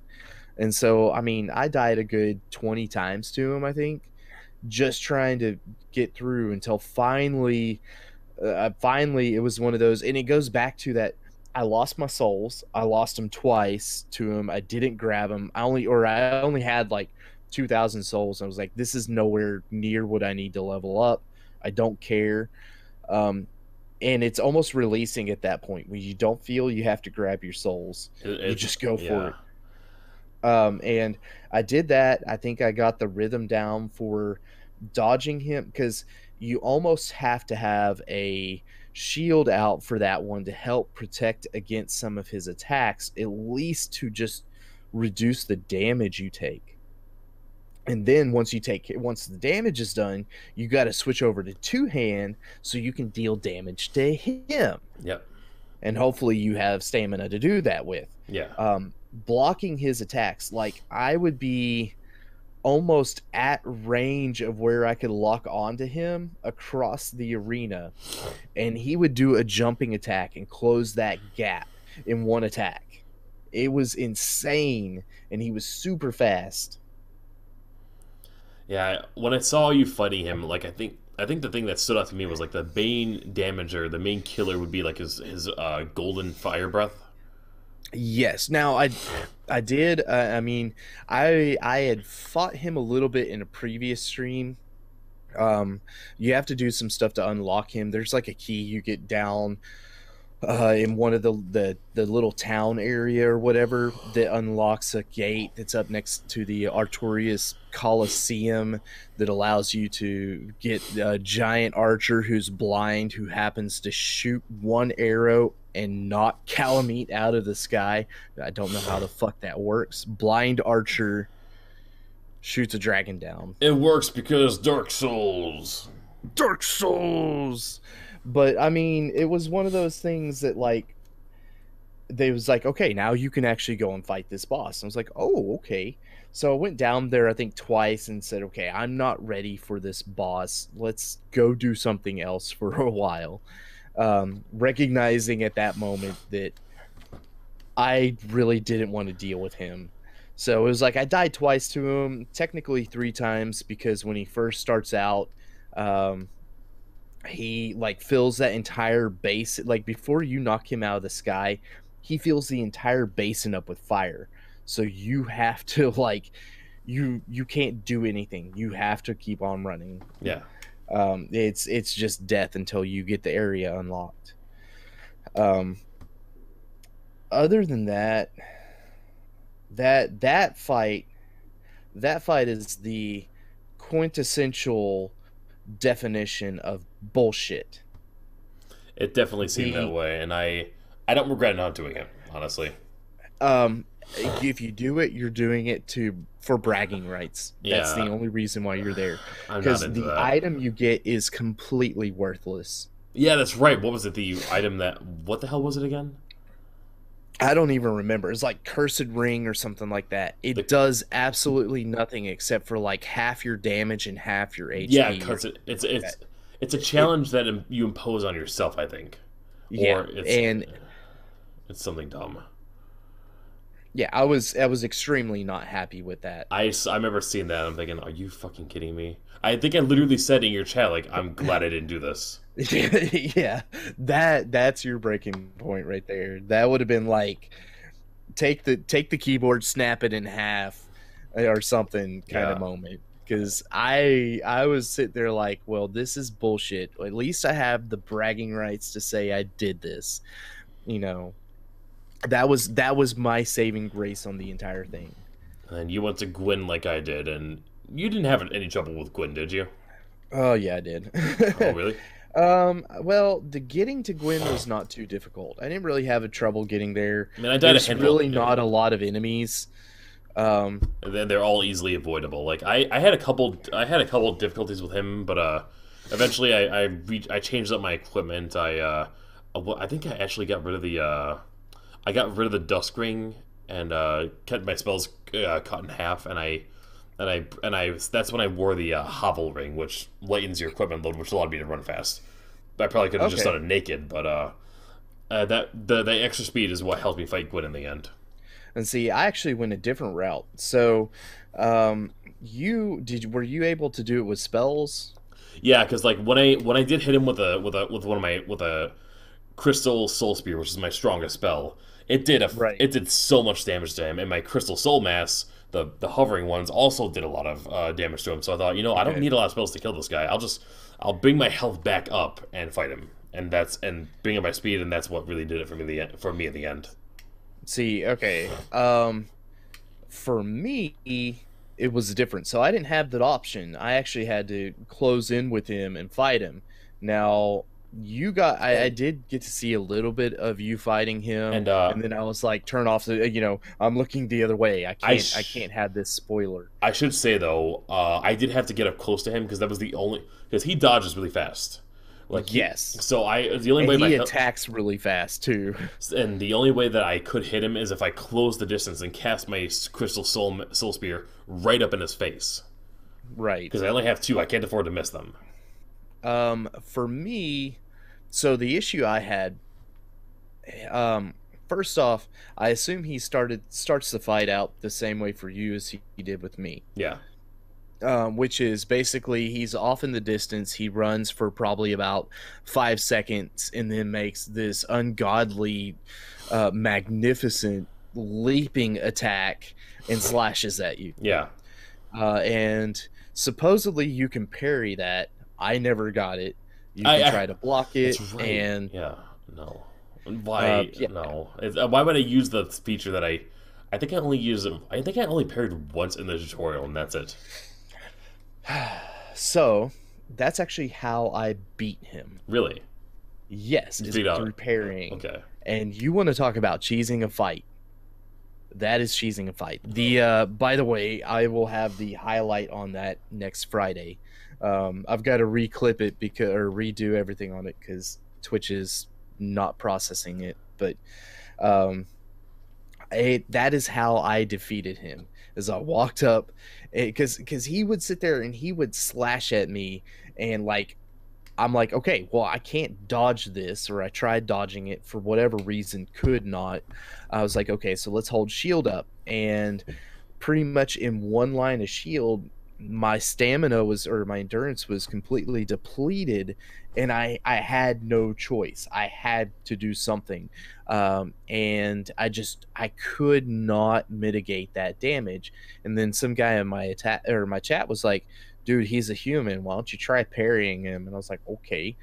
And yeah, it was like as soon as I got the parry off, we're talking like massive amounts of damage, and it was easy when you started to look at it. It was easy. Then he started doing some fucking grab attack that it was like to the point where he had two attacks that were slow to charge up. He had a grab attack where he grabs you, lifts you up, and basically shoots you with fire. And then he had one, I think, where he like starts doing a backhanded attack, Yeah. um, or some sort of charged attack. And I tried, and for whatever reason, it could not get in my head. Look, when he does this attack, roll away, get away from him. do something, but just don't stand near Yeah. him. And finally I figured it out. Like, I had spent like I walked up to him, and I found it out in the highlights because I didn't even think about it, and then I finally figured it out towards the end of the fight. It was like, um, I right before I went to fight him, I was like, you know what, I should take a break because I really got to go piss.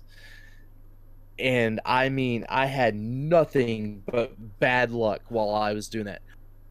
I The thought you. moment I got up, I'm sorry. I was like, okay, guys, I got to take a When, break. I got to go pee. when And I you, come back, I I want to. go into the fight, and I beat him the next time. And I was like, see, I was concentrating too much on my bladder. No, but it was hilarious because I'm sitting there like, okay, it's heading towards midnight. It's Tuesday. I got to work in the morning. I'm sitting there telling my chat, I'm like, I got three more good attempts on this boss, and then I'm out. I can't do any more. So I go in there, I get down to him, and I'm like, you know what? I'm gonna take this moment. I'm gonna go take a break. This will give me a chance to get my mind off of dealing with this guy. Come back, and I'm telling you, it was I hit a rhythm, and I don't know if it was just what it was. It was a parry, and then uh, the riposte attack, and then I would use an Estus flask. I was full health using an Estus flask. But for whatever reason, when you use that Estus flask, it tossed him into he's using an Estus flask. I need to counter with this certain blow. And so he would do it, which you could immediately parry again and then get him. And I'm telling you, like 4 or 5 of them in a row. That sounds like a broken strategy, but if it works. Oh, dude, it was so messed up. It was such a cheese attack. And I think I got him down to the very end, and I didn't even parry him. I just took my my R2 button, which is a strong attack, and I charged it up and just stabbed him with it.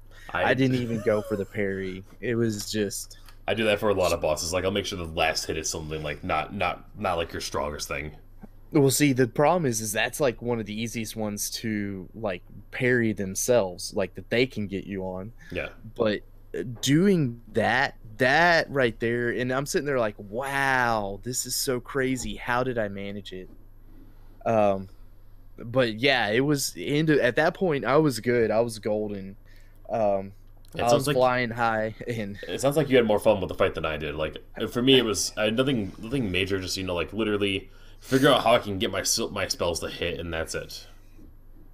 Yeah, because it was literally two crystal soul spears, and then like 2 homing soul masses, and he was done. Yeah, and that was I see. And again, I didn't have that option, so I had to find a different way. It was definitely a challenge. He was difficult. And I hope I can put that into the... for me, he was difficult. There's probably a ton of Soulsborne people out there that are like, dude, he's like one of the easiest bosses once you learn his strategy. Well, I did learn his strategy, but learning that strategy and the timing is not easy. There's always going to be that one person that's like, ugh, you suck. I beat this boss when I was 8 years old the first time. What's wrong with you? There's always going to be that person. You know what? I hate to break it to you. I am 36 years old. I have a daughter. I have a wife. I have a house. I have a kick-ass job, and gaming is not my profession. So I am no professional. I have fun at this. I don't necessarily have to be good at it. Almost identical situation. I'm not 35, and I don't have a house. I'm not 35. I'm 36. I'm old. Remember? I'm old. But yeah, so differences in the endings. Yes, there's like 2 points I want to bring up, and like the 2 main differences in our playstyle is one thing, and I want to talk about Solaire being the first one. Because like, I mean, Solaire is like he's just like an interesting character. He's like the icon of Dark Souls. So what? Yes. So you learned about what happens to him. I didn't experience it. I actually learned through an accident. So, as I was playing, I would play the game as pure as possible. I would go through and be like, okay, I'm going to play through an area, and now I'm going to go look up on the wiki. I would do it a couple areas later. Look up on the wiki. Was there anything I missed that I can go back and get? Yeah, Maybe a ring or I did that a something lot like too. that. And I was like, okay, we'll do that.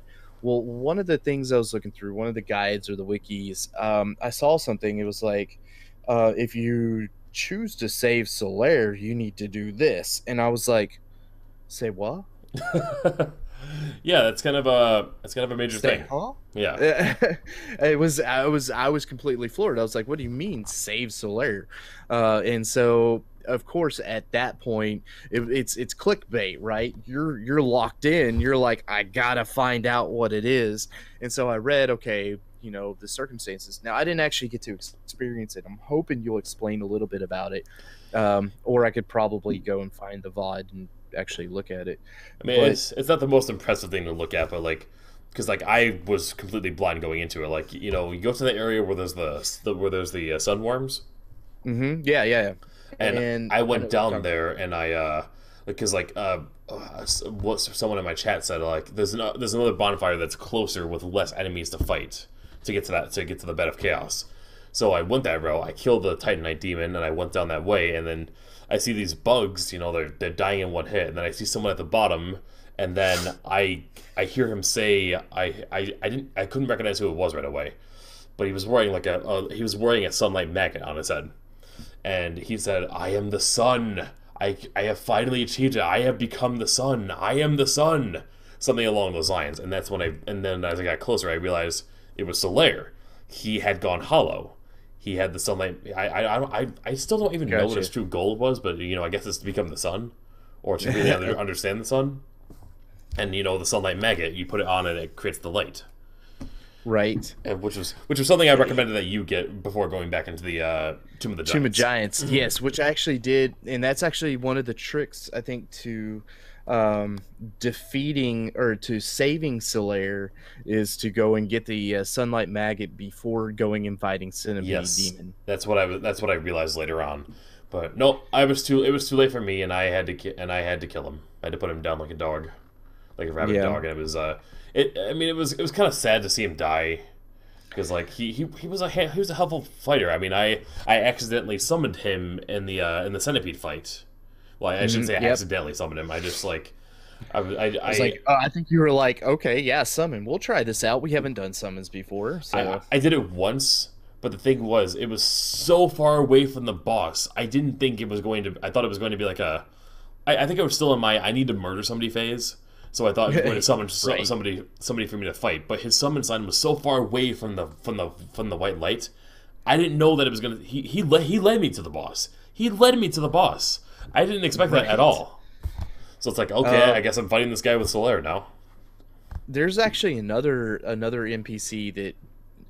He's the Onion Knight or whatever, the guy who's all in the onion suit, that I did not follow through. Apparently he has a quest line, or at least a storyline to him. Yeah, I never finished that either.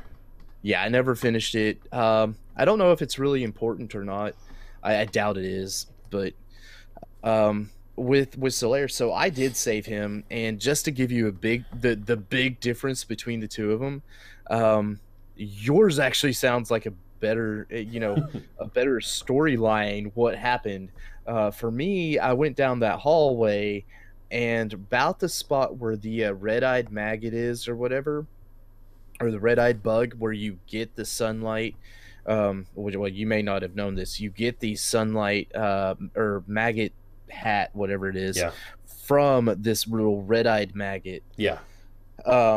You have to kill it, and that's what basically drives Solaire crazy. Where you would normally find that guy, he's sitting there basically kind of lamenting, being sad, and that's it. You talk to him, and that's it. I was like, okay, what? Storytelling wise, he should have died. Yeah, and I think storytelling wise, and so like, me personally, and this goes back to when I did the research and I started looking into it, I didn't look into how to save him truly, but I was actually going to let him die, because for purity's sake, I wanted to see what the game would have been like. I was going to be like, the shit that you have to go through to get him to live, ain't nobody going to know that. Yeah, I and mean, nobody's gonna know to do that and stuff. Nobody I knows what you have to do that. So, they might stumble across it, but I doubt somebody on their first playthrough is going to do it. right. So I was like, okay, based on that, I don't think I would do this. So therefore, I'm not going to do it. I'm not going to go this route.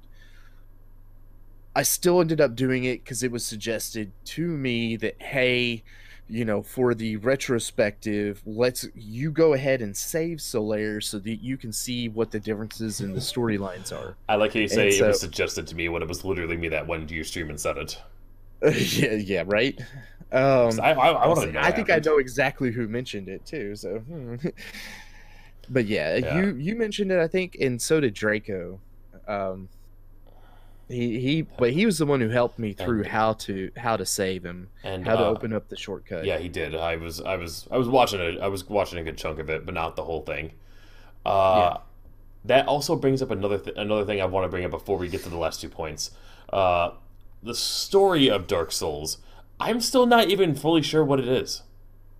Um, defeat Gwen, choose what to do from there. Well, it's like, I what? mean, I'm not either. You wake up, so all throughout, and now that I've finished the game, I want to go through. There's a ton of YouTube videos out there for people who um, look through the game and they analyze the game. They Yeah, analyze all the lore points. I mean, I'm gonna be straight up honest. I did not read the descriptions of everything that I picked up. me I either. didn't care.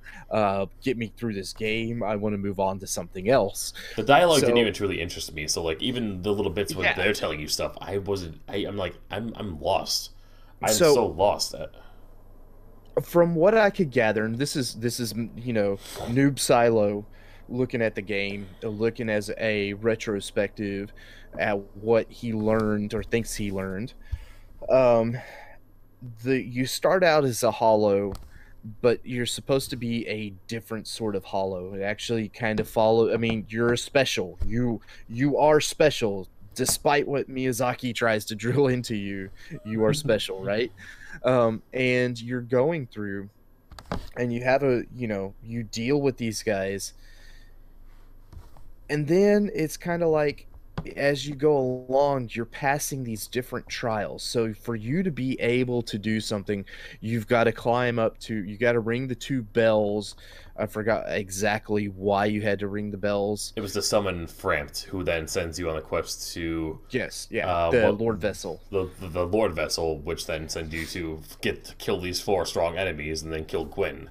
Like I Yes, get that from start to finish, but it's like but there's a whole when you thing. get Yeah, there's no, I a was gonna say when you get to the Sunlight Daughter inside an Orlando, that's the first real bit that they kind of give you as you are special. You are meant to succeed, or succeed, not succeed. Well, you are supposed to succeed, but you're supposed to succeed Gwyn and become the new Lord of the Fire or whatever. yeah.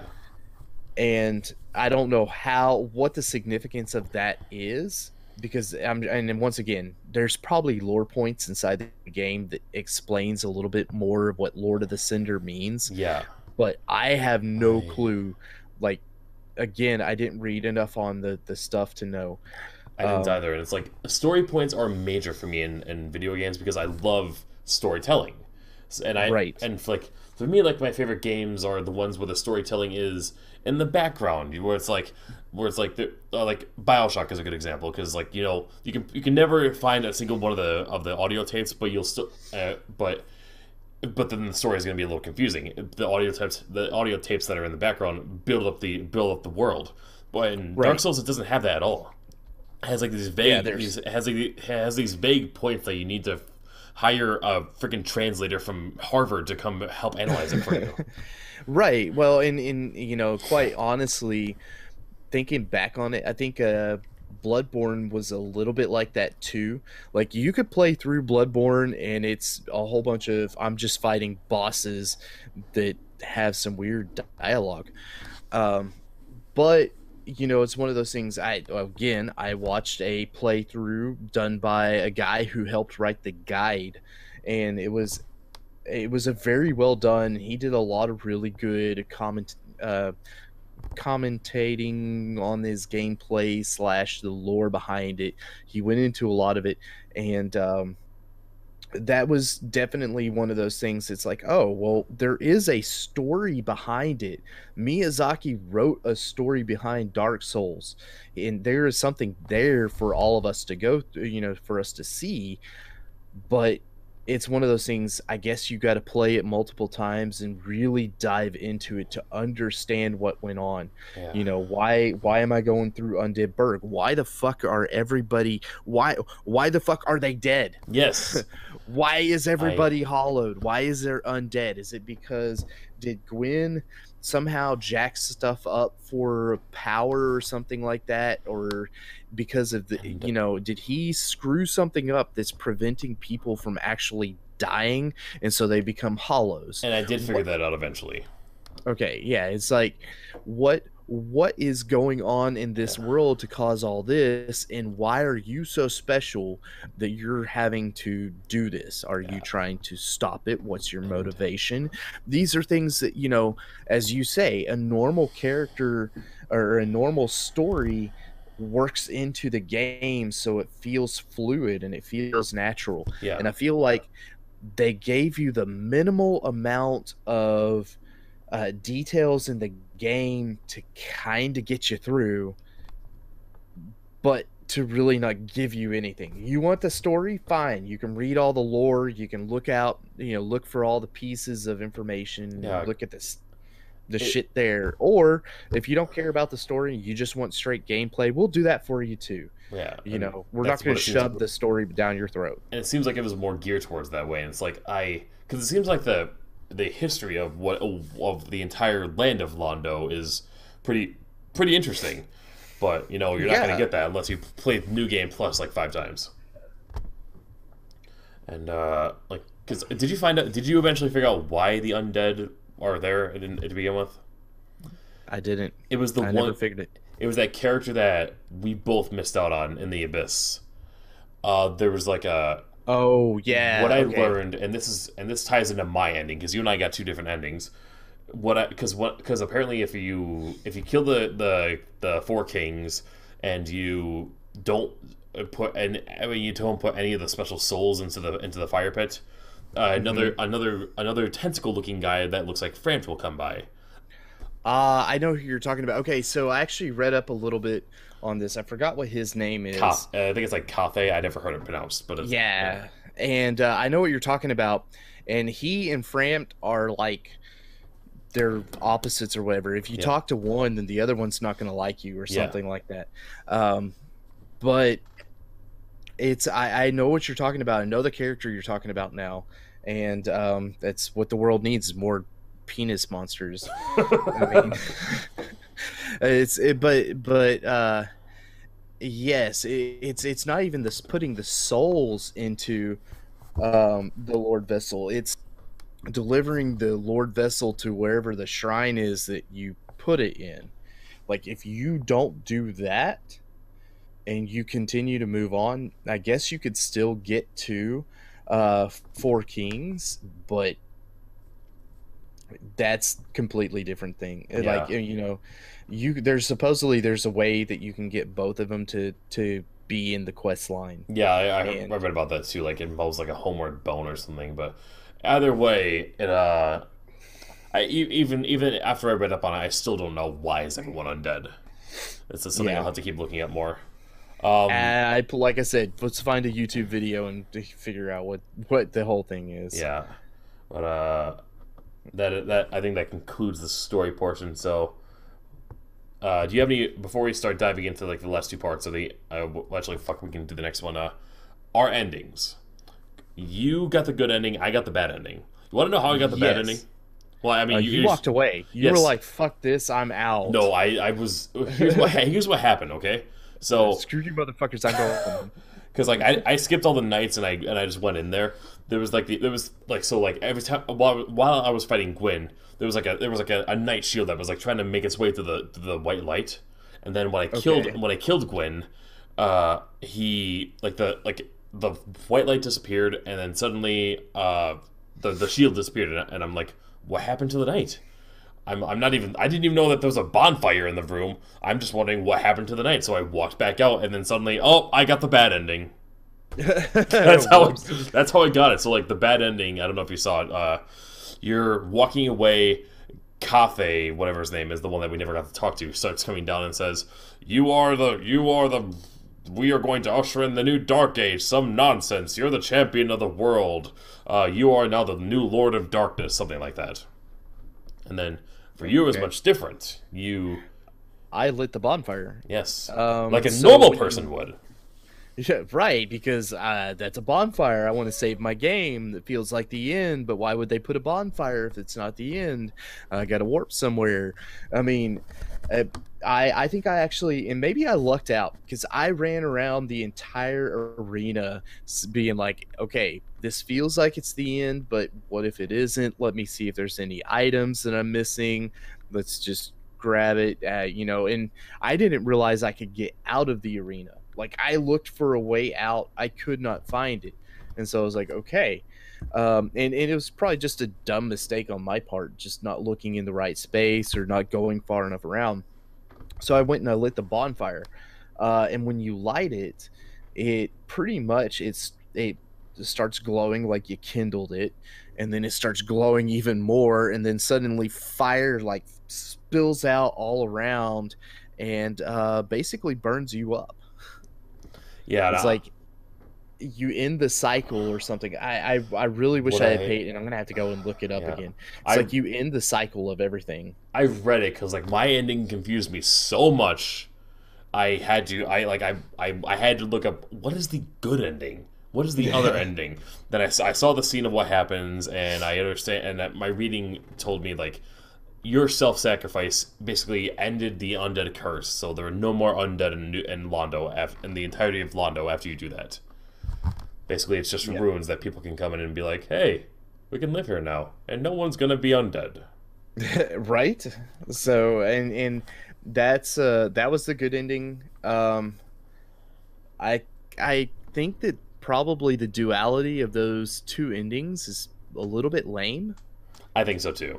I honestly, I think that what should have probably happened was they should base the endings on maybe like actual side quests or whatever you did for other characters. I mean, despite it being, and it's a huge game, I don't think there's ever really a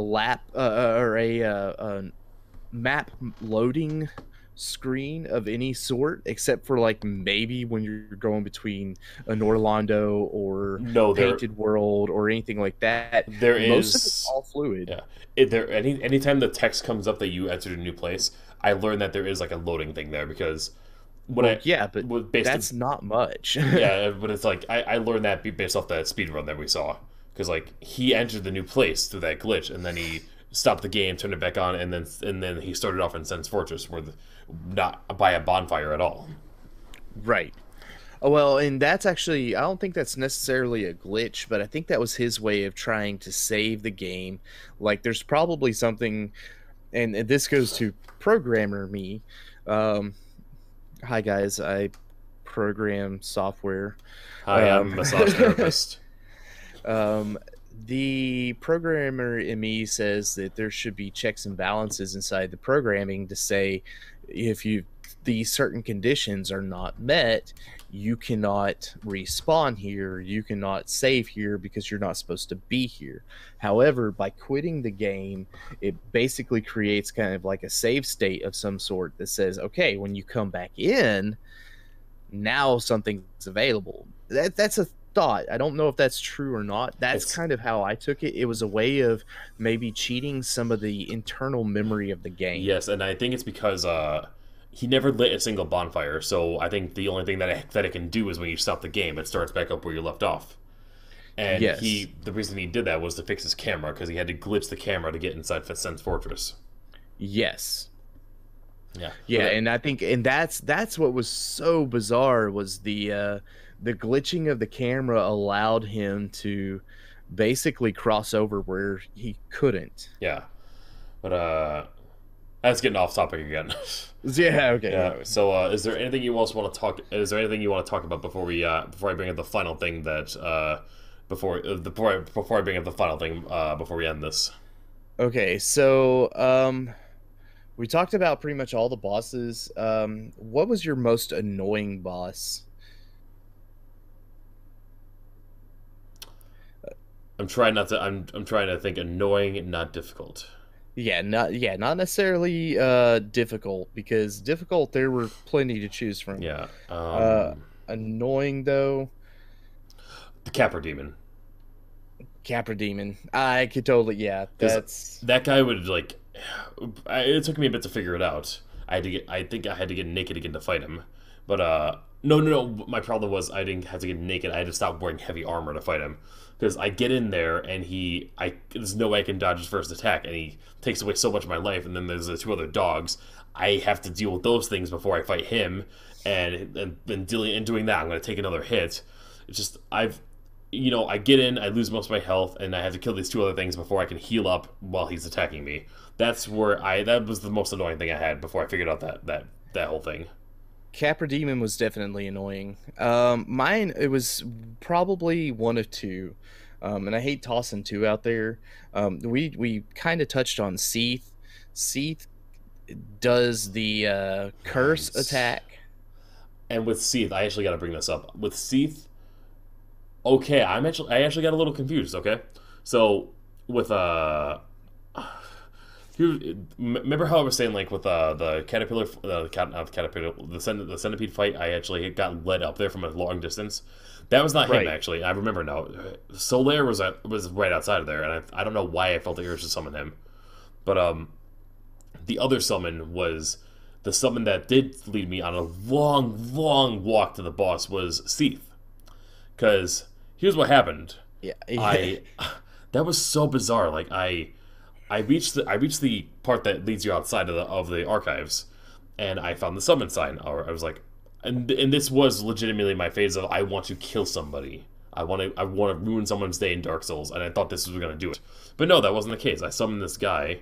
He was so and he led me down into the open area. We killed a couple of golems, and then he led me into the crystal caverns. I'm like, okay, I'm going into new territory. I don't know what to do. I'm just gonna follow the guy. I'm going over these invisible bridges that I had no idea were invisible. It's like Crystal Caverns, yeah. I didn't get to do the crystal caverns justice because of this, because I'm just following this guy. I didn't know what was gonna happen when I summoned him, but then he led me to Seath. It's like, okay, we're fighting a boss now. I can't believe we're fighting a boss when the summon sign was like 4 miles away from it. Usually the summon sign is like right in front of it. Yep. And that was Yeah. and so I was able to one shot Seath with some other guy's help, and I'm glad I did that because I think Seath would have taken me a long time to do that. I don't know. I think you would have been okay. I think I got him on my second try. He got me with his on the first one. He got me with curse, which and when he does his little icicle attack or whatever, that's curse. If you get damaged by it, it builds up the curse. Curse frogs, man. Except it's curse ice. Wait, so it does the same thing? It does the same thing. You wake up with half health. You see, what I was going to do here, well, how I originally planned on doing this was and I didn't plan it out well, but we talk about our most dickery moments, and I was going to ask you what the most dick moment Miyazaki did in this entire thing, and you were going to say frogs. I was going to walk away and just end the video right there. Well, we can still do that. Well, I don't think anything is more. I don't think there's a more dickish movement than that curse. That was bad. So I assumed that you ran into curse frogs about the same time I did, which Like was everybody, and in the sewers, right? yeah, and I felt like everybody, you die to the cursed frogs, you get the curse, and you're just feeling entirely anxious, trying to get out of this place with half your health. Yep, because you got to go buy or find or whatever some way of reversing it. Did you go to the guy in New Londo, or did you buy the thing, the purging stone? I had to buy. Okay, so there's two different places you can go. Or actually, sorry, three different places you can go. One of them's in New Londo, I Hmm. believe. One of them is actually in the Gargoyle Bell Tower. Oh yeah, I There's an forgot about that one. NPC up there. You can either buy these stuff, and then there's the old hag that's in the waterway. I did the Um, hag. yeah, I did too. Which, from what I understand, she's more expensive than any of the other ones. That makes So, sense. She seems like um, the kind of person that would scam you out of your souls. yeah. So, I actually got cursed twice Ooh. in the same fashion, Yeah, and when that hurt. Okay, so I at one point I'm making my way through those sewers, and there's a spot in there. There's a big giant rat. yeah, Um, and I started attacking it. I wasn't doing jack for damage on melee, so I was like, you know what? I'm gonna come back to that. So I started going and exploring around, and Miyazaki puts these wonderful little pitfalls in there, and guess what? You fall down, and there's a whole bunch of curse look at frogs. So these gigantic. if you survive the fall, you're gonna get cursed. And I want to say those cursed frogs are the things of nightmares. Yeah, they are. Yeah, They are horrid. They look awful. They've got the worst attack in the game. It doesn't take much to curse you. Um, so I fall down. I hit the damn it. I fall down the little pitfall, fall down the hole, and I'm like, okay, well, that sucks. So I spend probably the next like hour in my stream getting enough souls to be able to purchase the whatever the stone is that yeah, the allows you to purging stone. reverse the purging stone. Yeah, and so I'm like, okay, this is fine. I've got it. And then of course my chat was like, hey, why are you cursed? And I was like, let me show you. And it was like, I came down here to fight the rat, and I showed him. And actually, at that point, I had my pyromancy gloves on, so I killed the rat with no problem. Um, I actually found a really nice place where I could snipe it, and I was like, well, see, this is what happened. I was in this area, and I started running towards the end of this, like, the end of this hallway, and then down at the bottom, because at that point I had forgotten where it was. Down at the bottom of this area, there's, oh shit, and I'm hitting the plummet. I land down there, and I was like, well, that happened before. It happened again. Landed in the same place. I can't even imagine how you must have felt because, Oh, I wow. felt like shit. And I was like, okay, guys, I think I'm done for the night. Let me go earn enough souls so I can buy another purging stone, and then we can go from there. And I think one of my guys in my chat was like, dude, you can trade in the certain item with Snuggly the Crow and you can get purging stones. I'm like, how the hell is that not in a manual somewhere? I What never, is this? yeah, I never did Snuggly the Crow stuff. I tried doing a couple things here and there. Like, you could change out, I think it was like cracked red eyes or red eye orbs or something like that. That's part of the reason why I And never did it because I didn't get a cracked red eye orb until the end of the game. really, Yeah, I don't remember. I think it was an item you could pick up somewhere, but it was probably one of those that was like near impossible to get to unless you really explored. Um, I had like two or three of them, and the guy was like, dude, just trade it, stop your game, reload, and I was in the your stream item for will that be one. Yeah, changed out. I left before you got the item, but I saw that part. Yeah, So I did that, and I think I did it, and I grabbed, like, I was like, you know what? I'm grabbing several. And I did. I made sure that I stocked up on them so yeah. that when I went after Seath and I died the first time, well, the second time, because dicks, they make it a boss fight that you can't win to begin with. You have to die on. Um, because fuck you for playing my game. You know, it's Yeah. like um it the after that I did die again, and I dealt with the curse, I actually had one in my inventory that I could use a purging stone and be done with it.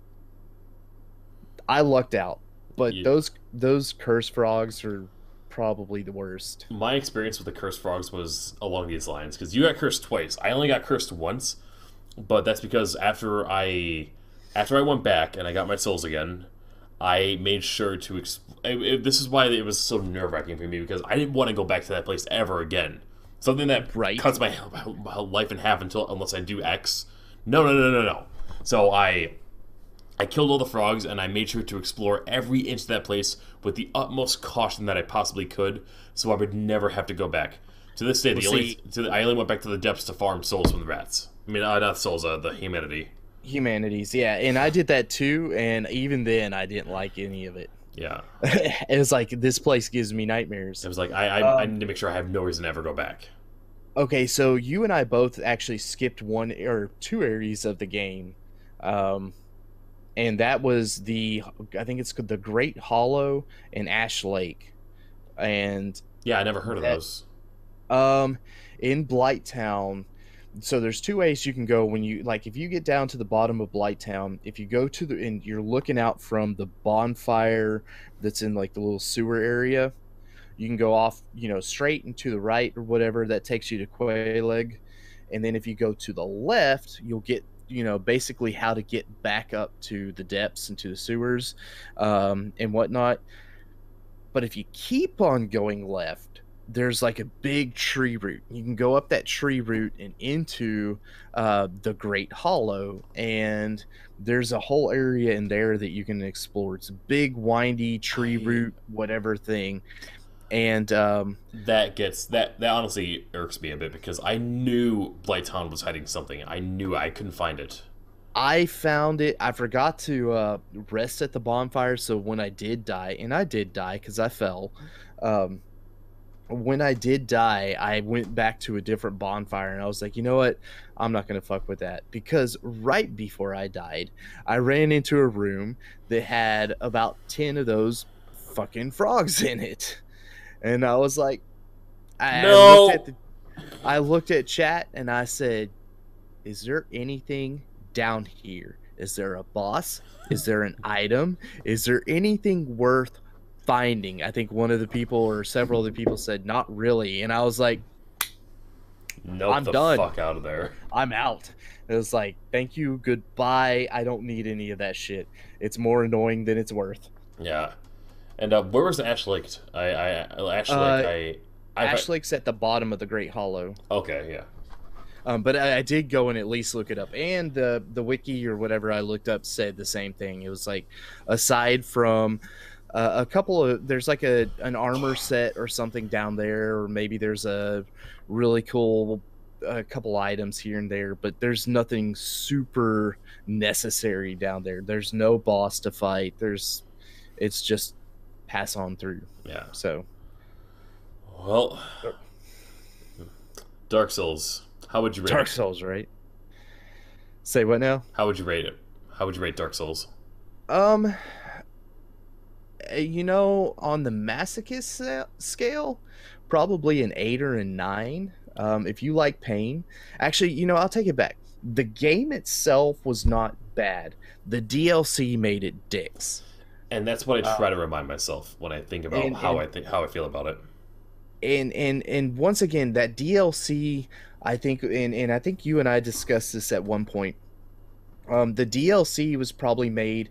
It was made after the game had been out for a while, so it's made for somebody to come in to play after they've beaten it several times. They need a new challenge, so they're going to toss more challenging enemies. And that makes The sense.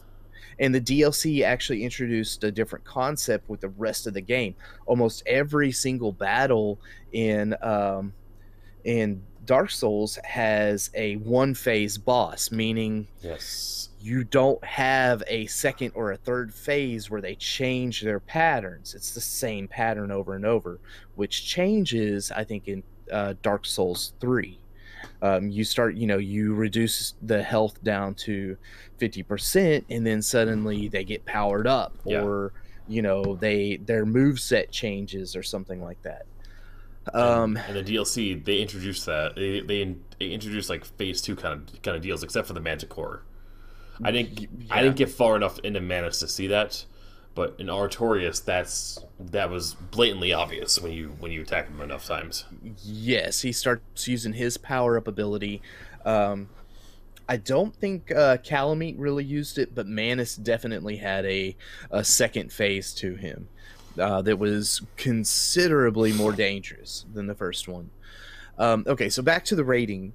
Um, as far as okay, so I don't know how you want to do this. As far as play again, I would probably rate it about a 7 or a 6. That's about what I would say. I would play it again. Um, I would pick it up and play it again, but it's not going to be the top of my list anytime soon. Me either.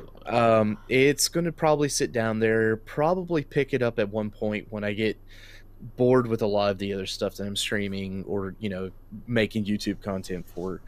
And then I will, I'll be like, okay, we'll do it. Yeah, but who knows? Maybe it'll be a YouTube series.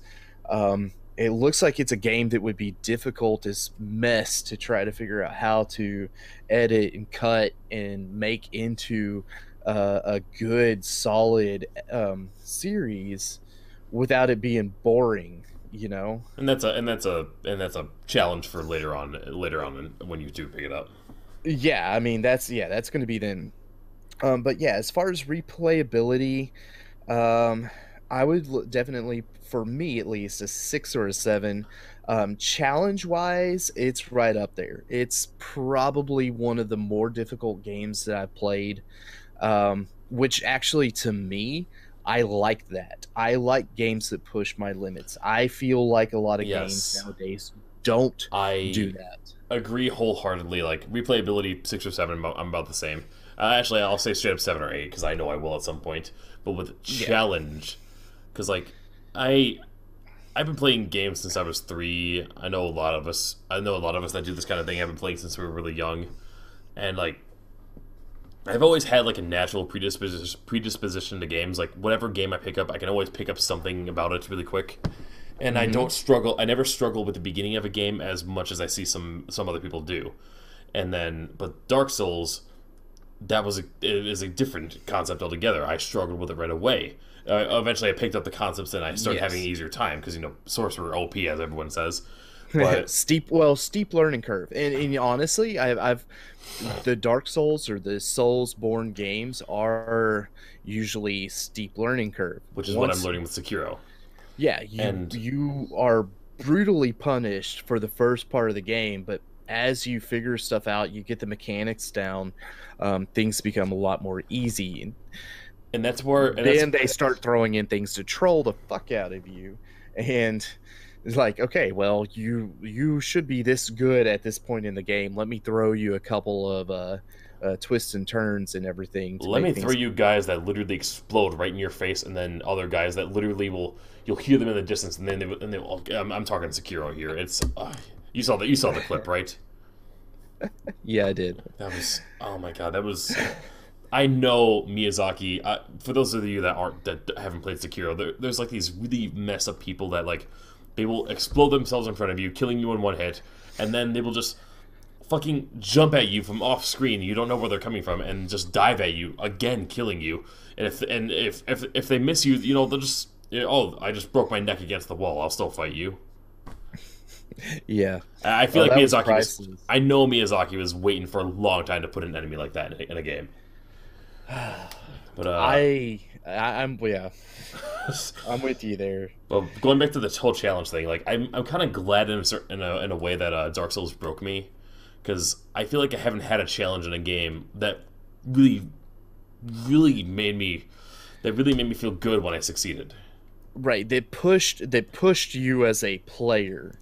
It's like it's been a while Right. since I've had that, and it's I've so many other games like yeah I'll struggle with a concept here or there, or like occasionally I'll have to look up something on a Wikipedia page because a puzzle is taking up too much of my time. But with Dark Right. Souls, you know what the problem is. You know how to solve it. You just have to keep doing it over and over again.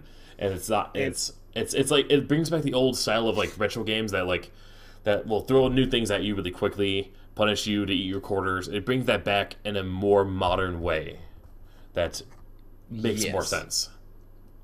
Yes, and that's once again that's actually one of the enjoyable points that I have with the game. Um, it's the fact that you are challenged.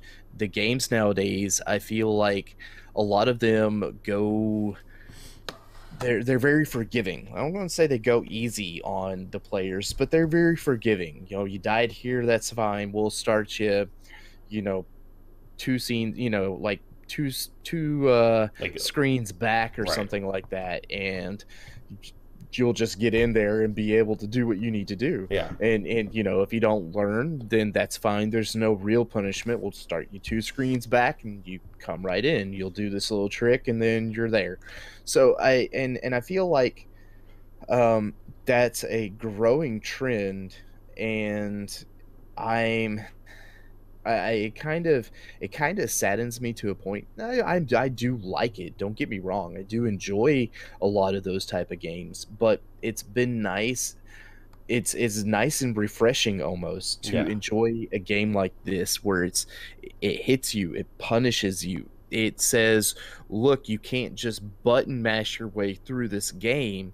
You have to, you know." And in Sekiro, even more from what you've said, and from what the other people that I know have played it have said, you can't just button mash your way through. You have to find a rhythm for everything. You have Yes. to pay attention to more than just, you know, swinging a sword around. You have to swing and you have to dodge, and you have to, you know, a hit is not a guaranteed stagger. You have to do more to it. Yeah, and Sekiro challenges me in a way that, like, in this Dark Souls-esque formula, because I started with a sorcerer. There's no magic in Sekiro, so I have to get used to melee combat, which I'm kind of looking forward to what that does to me when I eventually take on Dark Souls 3. Yes, because there they I don't want to say they nerfed the wizard or the sorcerer type powers, but they did make it a little bit more balanced. I guess Yeah. it is a nerf at that point. It's Yeah. nerfed compared to where it was. Um, I agree. I think that's going to be interesting, especially for you. Yeah, because I'm still going to do the sorcerer build when I get to 3, but I think I might not do strength. I might delve into something. I might delve into something else, like Dex or something. Actually, I'm almost certain about Dex, because if they still follow the same formula of the first one, if I get enough Dex, my spells get cast at a faster rate. Yeah, and that's that actually be really cool. So Dex is actually the same as skill in Bloodborne, and the reason why I went with that, so skill in Bloodborne actually had other things besides damage that it did. It also increased your visceral attack, and so I was that's one reason why I invested in Dex, is because I was thinking maybe Yeah. that increases your riposte attack. Yeah. I have So no clue if it actually did or not. Um, I want to say it didn't, but it was a neat mechanic and it was a thought. So yeah. that and having a weapon that you could swing super fast and just deal lots of damage really quick. I mean, when I typically play RPGs or you know anything like that, I like being a DPS player. I want to deal as much damage as I can, as fast as I can, up close and personal as I can, and then get back, heal, do whatever, recharge, and go in for another. Right. And so that's my play style. So the decks definitely made sense for me. I think it's really cool that you played your comfort zone of what characters you like to do with the a magic user, or, you know, either a mage or sorcerer or some other something along those lines.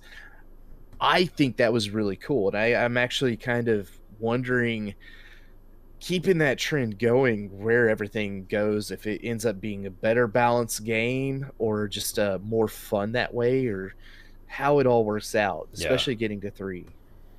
Well, find out in the next retrospective. That's right. Like, you know, 6 months from now, I don't know. Yeah. Well, I think this is a good place to stop it. I think we're at the point where we're starting to talk about other games more than Dark Souls, because we've analyzed pretty much everything. Yeah, I think so. So final ruling, not a bad game. Um, I think overall I'd probably give it an 8. Yeah, definitely an 8 on my scale too. It's definitely like recommending it to somebody else who if for someone else who's never played a Souls-esque kind of game, it's just straight up you're gonna have a bad time at points. But Yeah, I feel like it has made me a better gamer in general. I totally agree with that. So, all right, well, That about wraps where it do we up. go from here? I'm the Warlock Kadash, And I'm the cat Silo. and this has been our retrospective on Dark Souls. Tune in next time. I'd like to do another. I'd like to do another one of these. That's right. And you can find this on Kadash's channel, and I will link it on my channel or something like that because my recording is dicks. And And naturally, both channels will be in the doobly-doo description below. all right, well, and hope everyone has a good night. So, Night, y'all. see ya.